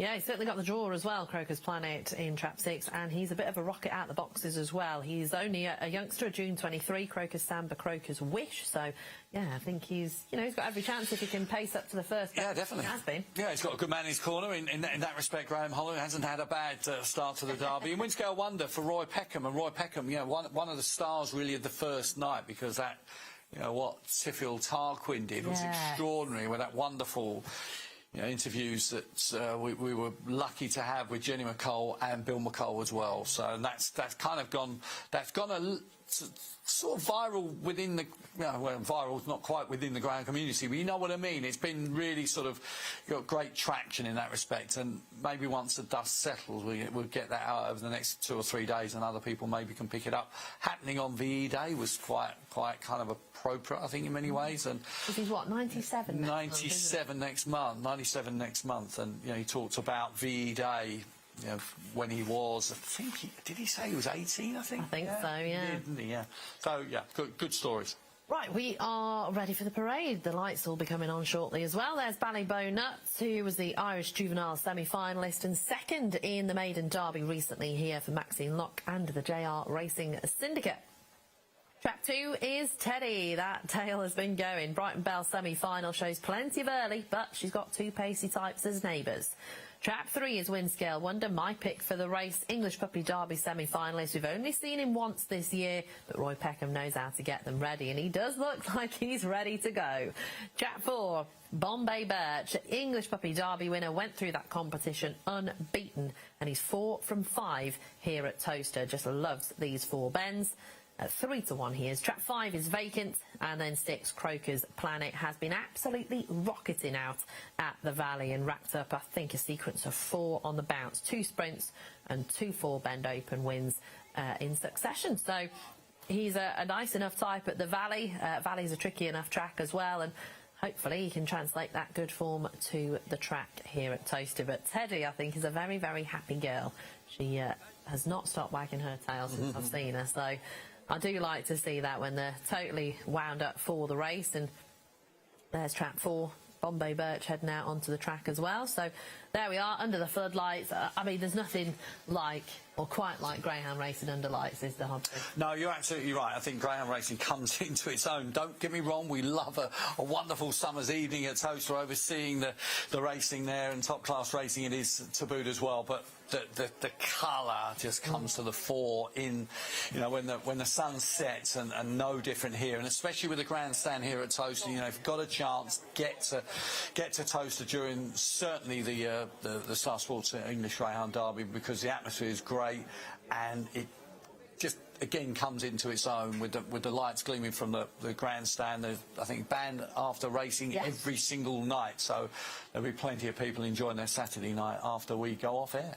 They certainly will, and they, yeah, like Hobbsy said, you can get your tickets through the Toaster Racecourse website as well, so make sure you head there, or you can head to Greyhound Racing UK and it'll take you through to the ticket booking website. But do make sure if you are planning on coming that you do grab your tickets from online, if you would please.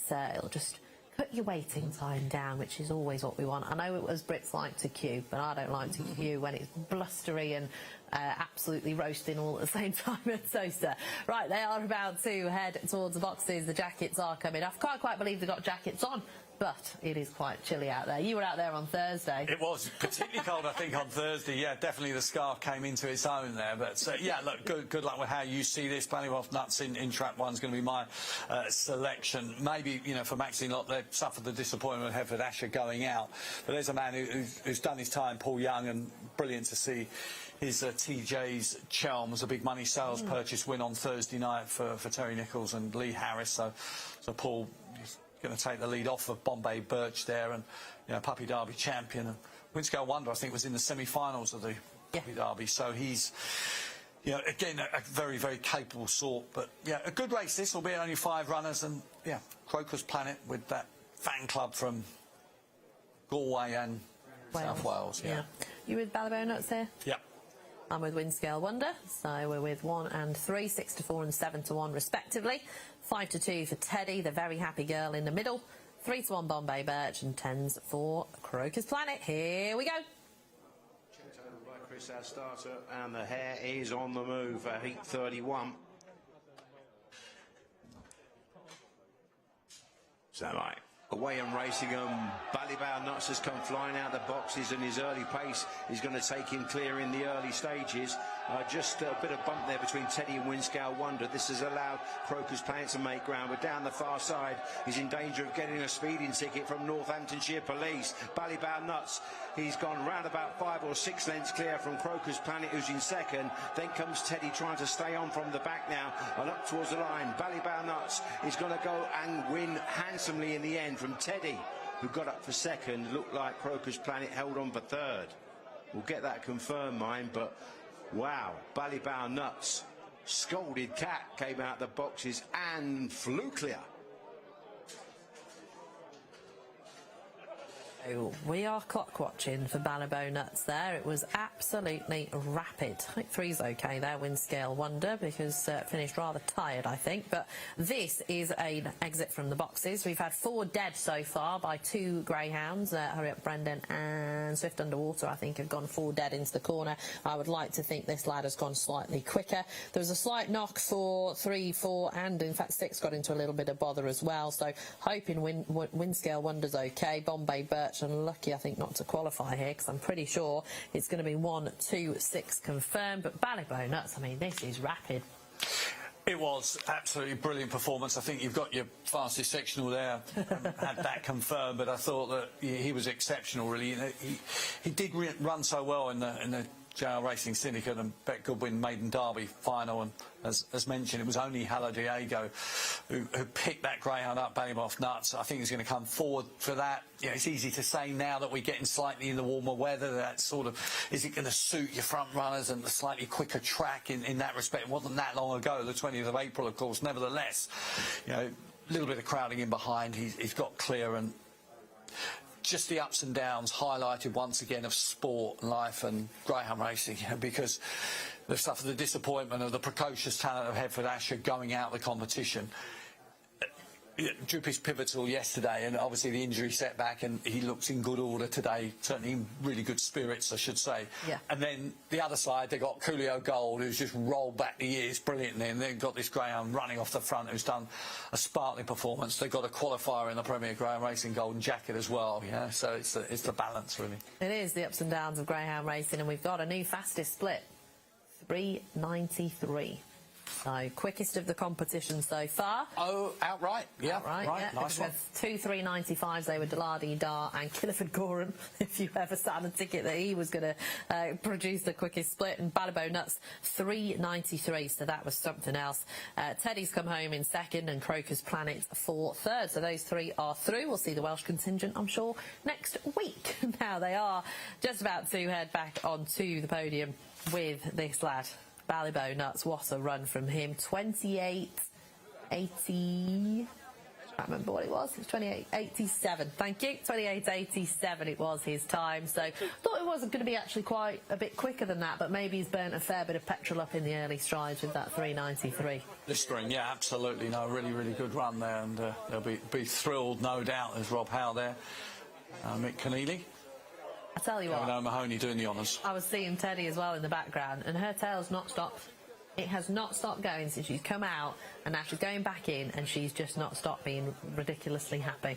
So thrilled to see her through, along with the puppy in 6. But I think we can go back to Jason.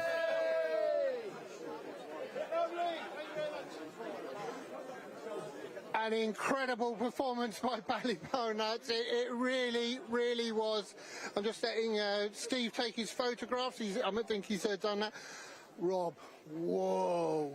Yeah, he was quick away, always led, wasn't he? He was very fast tonight. Very, very fast. 393 sectional, quickest of the round. We knew he had it in him. You know, they say he's poor perfect. So very impressed. It's good. You look like a strange mixture of someone who's very, very pleased, but also in an odd way very unsurprised as well. I'm always pleased. I love this game. And you know, when they do it right like that, there's no better feeling. You know, when they come under the bars, and you know, credit to the team for getting him to such top performance. And it's great. It's a new dog for the kennel, and a lot of new people involved. So they're all going to have fun with him, and you know, hope we can go deep into the derby, and you know, everyone can dream. Sure you can. I'd just like a word with Adam, if I may. Adam, I see you two wear your glasses in the same way, so that's always good. It's come with a T-shirt. Thrilling. Yes, we've been trying to get into the break into the JR mould for a little while, and the opportunity come up to get in with this one, and yeah, fantastic. Really pleased to get involved. Great dog, and thanks to Gavin and Rob for getting us involved and the other boys. Have you been involved with many other dogs in the past? So we've got a few ourselves. Yeah, we've got a few with Belinda Green and a few with a friend of mine. So, and we're just trying to branch out into a few different kennels and get a few things going. Through to the second round of the derby, doesn't get a lot better than that. No, definitely not. Thank you very much. Congratulations to you all. Cheers. Thank you. Bet Clever. Bet Goodwin. Proud sponsors of Gone to the Dogs.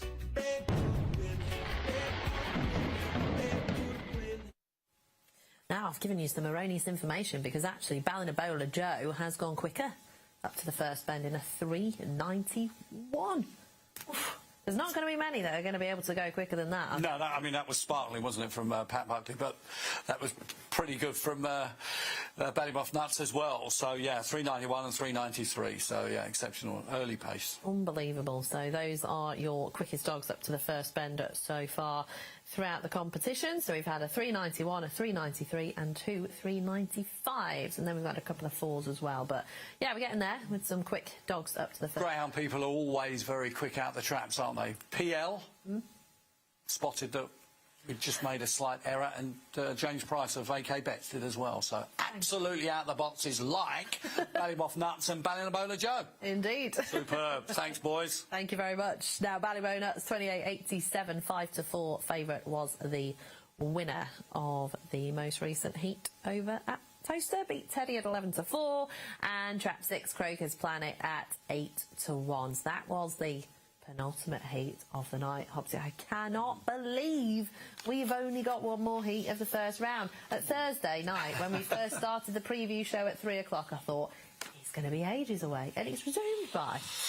It's amazing. I mean, it's a marathon, not a sprint. The first round of the English Greyhound Derby, as it's the same at Shelbourne Park as well. Yeah. But yeah, the first of 32 heats on Thursday evening. We're now to the last, but I'm not quite saying we can save the best for last, but we've got a really good heat to finish off with, and there is so many ifs and buts here, and so many stories in the likes of Churchill Sid, Untold Dollar, and Sunnyside Broxy especially, and that's not ignoring the claims of Aero Boris and Payne Barrow. Oof, this has been a bit of a winner, I think, on Ballybonuts maybe.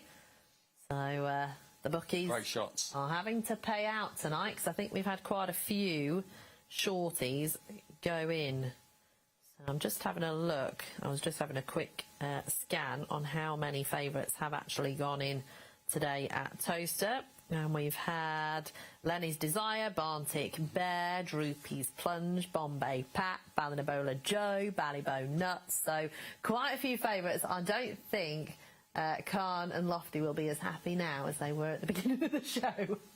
They always put a brave face on it, don't they? You know, in many ways, and it's as Ben does as well. So he knows it's a roller coaster, really, in that respect. And there's a long way to go. So I think as the event builds up, then I would imagine the money will build up as well. And especially when we've had lots of favourites, but 4 or 5 runner races sometimes, and when we get a full quota in the Derby, there's going to be various opinions because you've got. Very soon, 96 Greyhounds going for gold of top quality, then 48, and it would just ratchet up a notch throughout the next 6 weeks. So they're in for the long haul. They are, and they've still got Slick Sentinel as well, their biggest loser in the book. Won yesterday in a time of 29.01, beat Scuba the Bottom, Romeo Commands. That was yesterday. We will be hearing from the boys at some point this evening. And in fact, I think Jason's got Calm with him now, speak of the devil.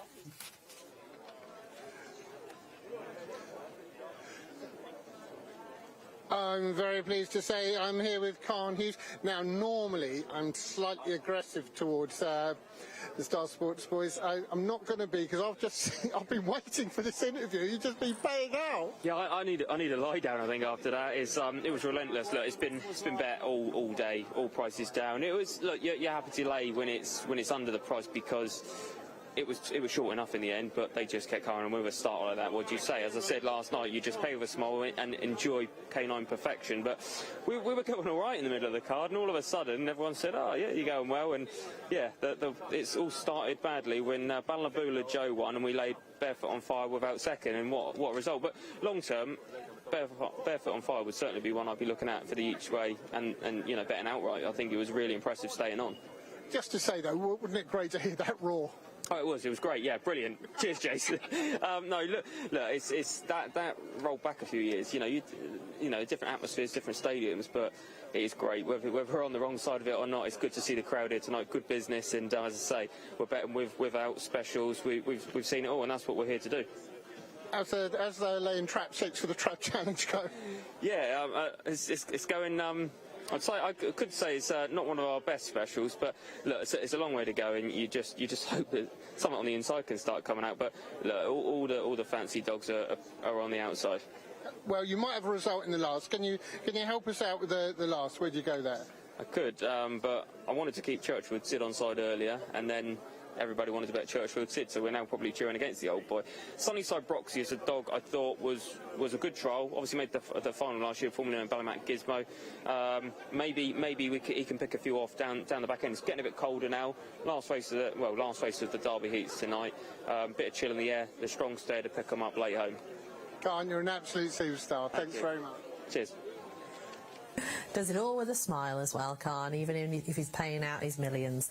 We have got our final race of the evening coming up. The 9:34 rounds off round 1 of the Star Sports and TRC English Greyhound Derby of 2025. We've whittled it down to 92, or we will have done after this race, which is a cracker to round off. Track 4 Untold Dollar, 6-4.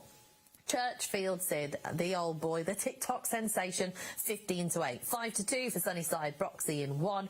It is 8-1 for Pain Barrier in 3 and 2. Aero Boris is 33-1. Track 5 is vacant for the race at Toaster, rounding off round 1. We're going to have a look at Churchfield Sid. This was back on the 12th of April. And this was the semi-finals of the Art Laurels at Perry Bar, and this multiple Cat 1 winner, Churchfield Sid, does what he does best off the front and really did impress. Went into that final. Ultimately, of course, Himes of Sydney and Druid Say Go proved too good for him on that particular night, and there was talk of retirement and whether Laurel's final was going to be his last race. But he's back for one last Derby campaign. He was a brilliant finalist last year. Gave his connections, Richard Rees and Jackie, Charlie, Darryl Bear and the Evans father and son team of Steve and Billy. a real cracking riding experience and absolutely loved it. And he owes them absolutely nothing. He owes Greyhound Racing absolutely nothing. And the heart says that he bolts out of trap 6 and wins well. The head says Untold Dollar might just have his measure. And then you've got Sunnyside Broxy, who was Ballymac Gizmo last year, another finalist. Pain Barrier was in the Kirby Memorial. So, you know, that Limerick form absolutely is top-notch. Yeah. Aero Boris as well has got plenty of decent lines of form. So, yeah, it's a good race to finish with. I think I've just had a quick tot-up. I think Ireland are winning tonight 6-4. Okay. I think they won last night 6-5, I think. No, it was the other way around. It was the other way around, was it? We won last night. Beg your pardon, you're right. 5-all the first night. Okay. 6-5 last night, I think, and then... So they're 2 clear after, with one more heat to go, do you think? Could be. Could be. We can't do maths in the studio, apparently. Especially after 32 heats, I'm not surprised. You know? Come on. It's been a very long but very, very enjoyable week. I always loved the build-up to the Derby. I took a few days off beforehand because I thought, this is going to be 6 weeks of absolute crazy, and I am ready for it, but I needed those few days just to get your head back in the game. Don't forget, everyone, we have got the draw for the second round tomorrow at 12 noon, so set your alarm clocks if you're going to be out tonight. 12 o'clock, we are going to be drawing out the drum for the second round, so you can cheer on your anti-post picks or your dogs if you have got any in the second round. Right. It's parade time for the final time. Trap 1 is Sunnyside Broxy, tail going. 5th in the final last year, will be staying on strongly, and he's got the quickest recent time as well for Ted Stoppett. Trap 2, Aero Boris has been acquitting himself really well over 6 bends at Monmore recently, so one thing we do know is if he turns handy, he's a threat in the closing stages. Trap 3 is going to be at 15-2. Pain Barrier was 5th in the Con and Anne Kirby Memorial for Brendan Matthews, who owns and trains this greyhound, and it's his first look over here. He did have a trial 29.34 calculated. Trap number 4 is Untold Dollar, the Monmore Puppy Derby winner. Both myself and Hobbsy in agreement. He won it last year, and he was reaching the Irish Derby quarter-finals as well. Trap 5 vacant, and 6 Churchfield Sid. 3-time Cat 1 winner, 4th in the Derby last year, 1.5 million views on TikTok when he won at Monmore earlier on this year. Yeah, wow. He is a sensation on the internet, and one of those dogs that everybody in the greyhound world has really taken to their heart. They have, because he's so game. There's always stories, and there's definitely particular stories where Churchill Sid is concerned, but. Yeah, I think connections have been fantastically dignified, and especially Richard and Jackie, and yeah, he's absolutely the apple of their eye. It'd be glorious to see him go out and smash this up in many ways and win well. And who knows? Who knows? That could well happen. And moving forward, he'd have to have every chance, because he does get off the front. He's in trap 6. He's a wide runner. That's going to help him in terms of the draw moving forward. So yeah, in terms of qualification, you want to qualify. But it's not going to be easy. Really, it's not going to be easy. There's plenty of quality. You've got Ted Stoppett with Sunnyside Broxy.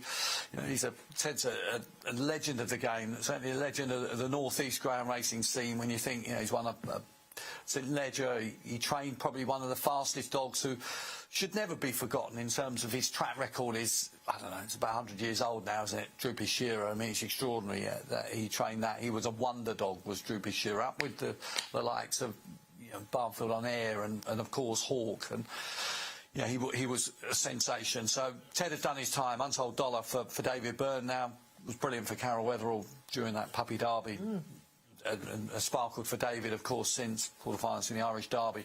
Pain Barrier with Brendan Matthews, now Hall of Famer, in the care of Damien and Plunkett, and Aero Boris for Richie Taberner. You know, they're back once again next week with the likes of Secundai and 1 or 2 others. So good luck to those guys.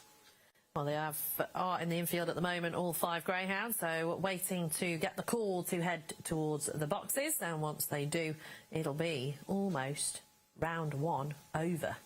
I can't quite believe it. So they're about to head behind, I think. Thanks to Star Sports, of course, for sponsoring this year's Greyhound Derby, as they have done 7 times now, I want to say. So, yep, 7 times. So I think they, I know I spoke to Ben Keith a couple of years ago now. Can't believe it's 2 years ago. I think it's 9. Is it 9? I don't know. I feel like using my fingers to count. 2017 the first year, so 8. So this is the 9th. This is the 9th, yeah. So I can't count. I'm having a time of it today. I can't count anything. But I know that Ben Keith said to me, you know, he said he wants people to go, oh, Star Sports, aren't they the Greyhound Derby sponsors? You know, they want to be synonymous with the Greyhound Derby. So I think whoever tries to bid for the Derby is going to have a fight on their hands if it ever comes up again. Well, I know the contract's up next year, isn't it? So it's their 5th year of their 5-year contract next year. So Ben's already won a Services to Greyhound Racing award, but, you know, he's the type of guy that can kind of win it every year, if you know what I mean. You can't, because it's just not the way it kind of works, but he could, because his passion just shines through. And, you know, he's brilliant on social media, and so many times you see him on social media when he's around sort of London, what have you, with the Greyhound t-shirt on. So he carries us everywhere he goes. He loves the game. Right, they're almost set. This is the final heat of round 1 of the Star Sports and TRC English Greyhound Derby. We are Gone to the Dogs Live, brought to you by Bet Goodwin, and here's Chris Clark, and PL is calling them home. The hare is on the move for heat 32. Stand by, hare is up behind boxes, and we're away and racing, and a flashy break from Sunnyside. Broxy on the inside, but it's Churchfield Sid that roars into the first bend with his customary early dash and grabs the lead at the halfway stage. He has a 2.5 length cushion over Sunnyside Broxy. Then in behind these comes Pain Barrier and Untold Dollar as they swing for home now. It's hard work on the front end for Churchfield Sid. Snapping at heels is Sunnyside Broxy, who's lunging late up towards the line. Churchfield Sid all out. Oh my word, that is a photo. That's very, very close indeedy, and we'll leave that to Andy Lismore to tell us who has won the 32nd and final heat of the first round of the Derby. Oh, wow, what a finish. I mean, we knew it was going to be a good race, and it has delivered in spades, but I think it's 6/1.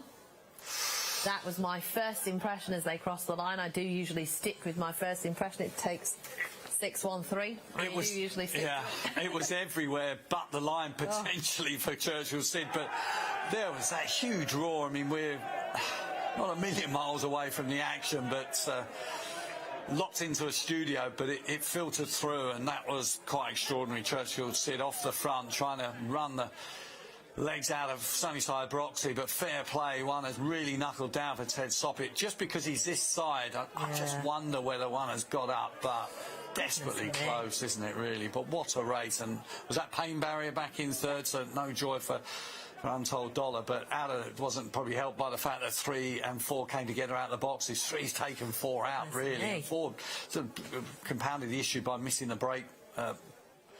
To be fair, it was trap 1, Sunnyside Broxy, who broke in front. You know, Churchill Sid, if anything, broke level, but it was that pace and that gallant speed to the turn. And we're still waiting for the result. I'm hoping that someone's going to... It is 6. It is 6. Hold on. Well done to Churchill Sid. We've got to come up with our highlight of the night. I don't know if anyone's going to pick Churchill Sid, but I might just beat you all lot to it.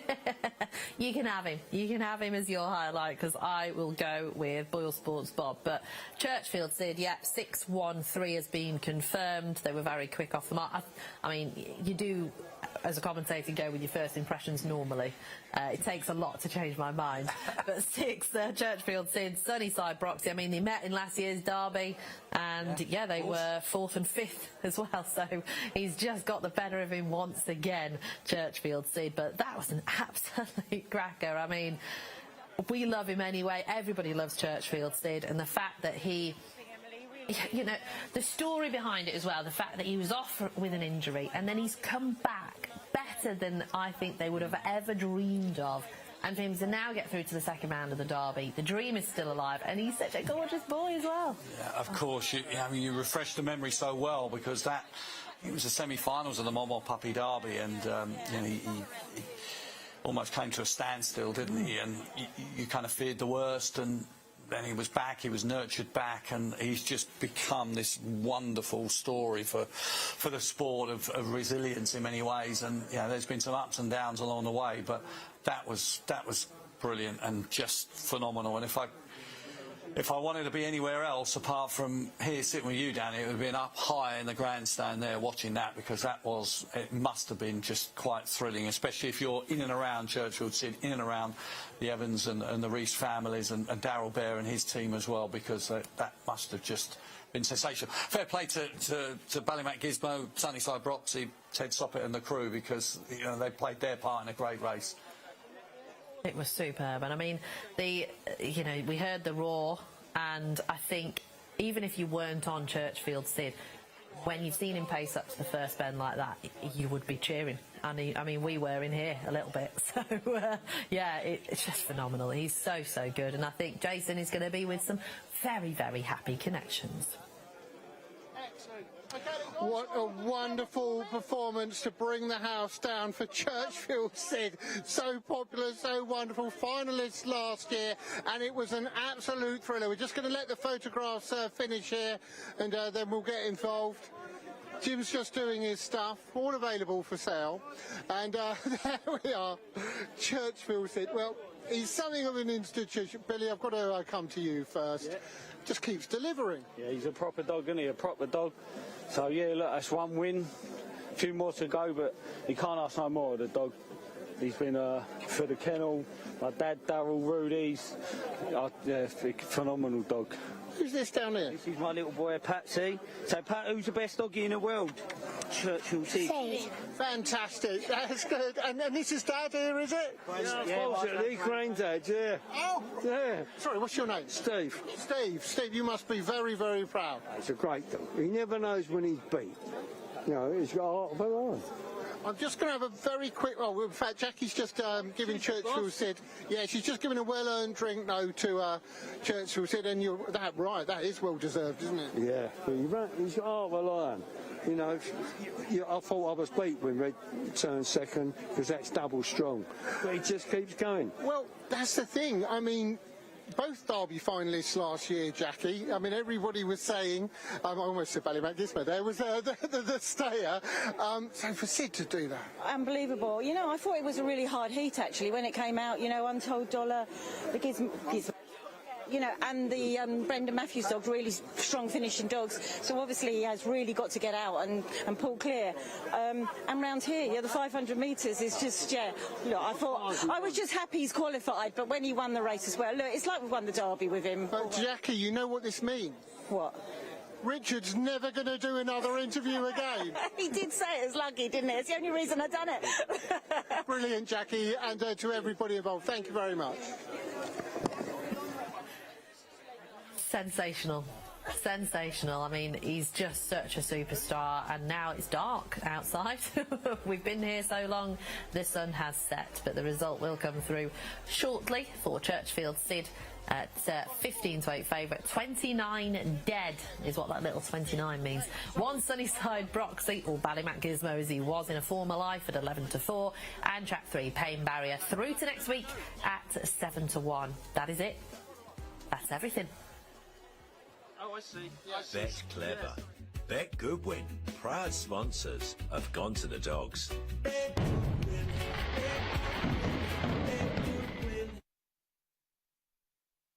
have to say thank you to them for sponsoring the Gone to the Dogs live show. Without them, we wouldn't have been able to bring you all 3 of the first round heats. Nights.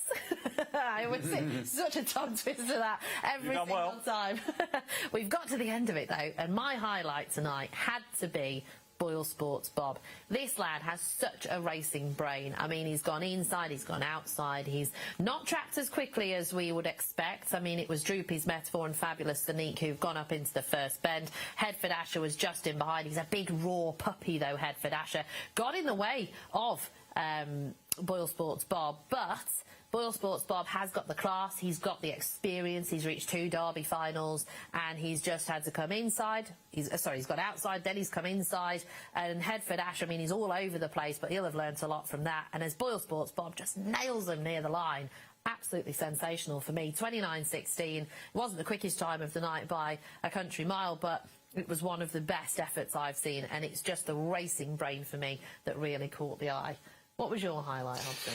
I think we've just seen it, Churchill Sid, because that was fantastic, because I think, as Jackie said, you know, the heat was a really tough heat. And you break them down, even though it was a 5-runner heat, there was so much quality there. But he had to lead.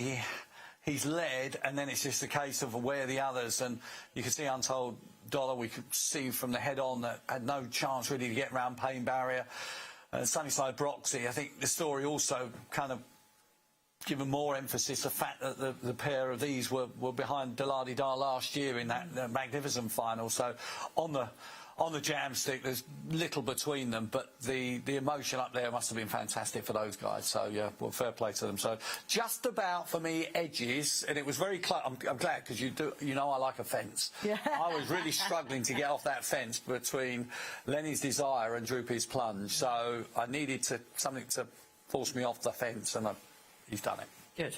I'm glad you've leapt off the fence for Churchfield Sid, and a man that's had a wonderful time running around Toaster this evening is Jason. But Jason, what was your highlight?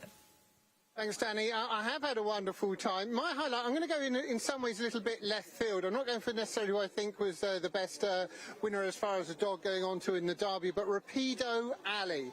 The Derby is for everyone, and Patrick Brown's Rapido Alley, I spoke to Jade. This meant so much to this kennel. It really did. You could see here, was in third position, had to stay tight to that rail to come through. Up front at the moment is Hurry Up Brendan for John Lamb, and then shows great track craft, great acceleration, but it's still not necessarily a done deal here. And Rapido Alley once again then asserts over the final turn and goes on.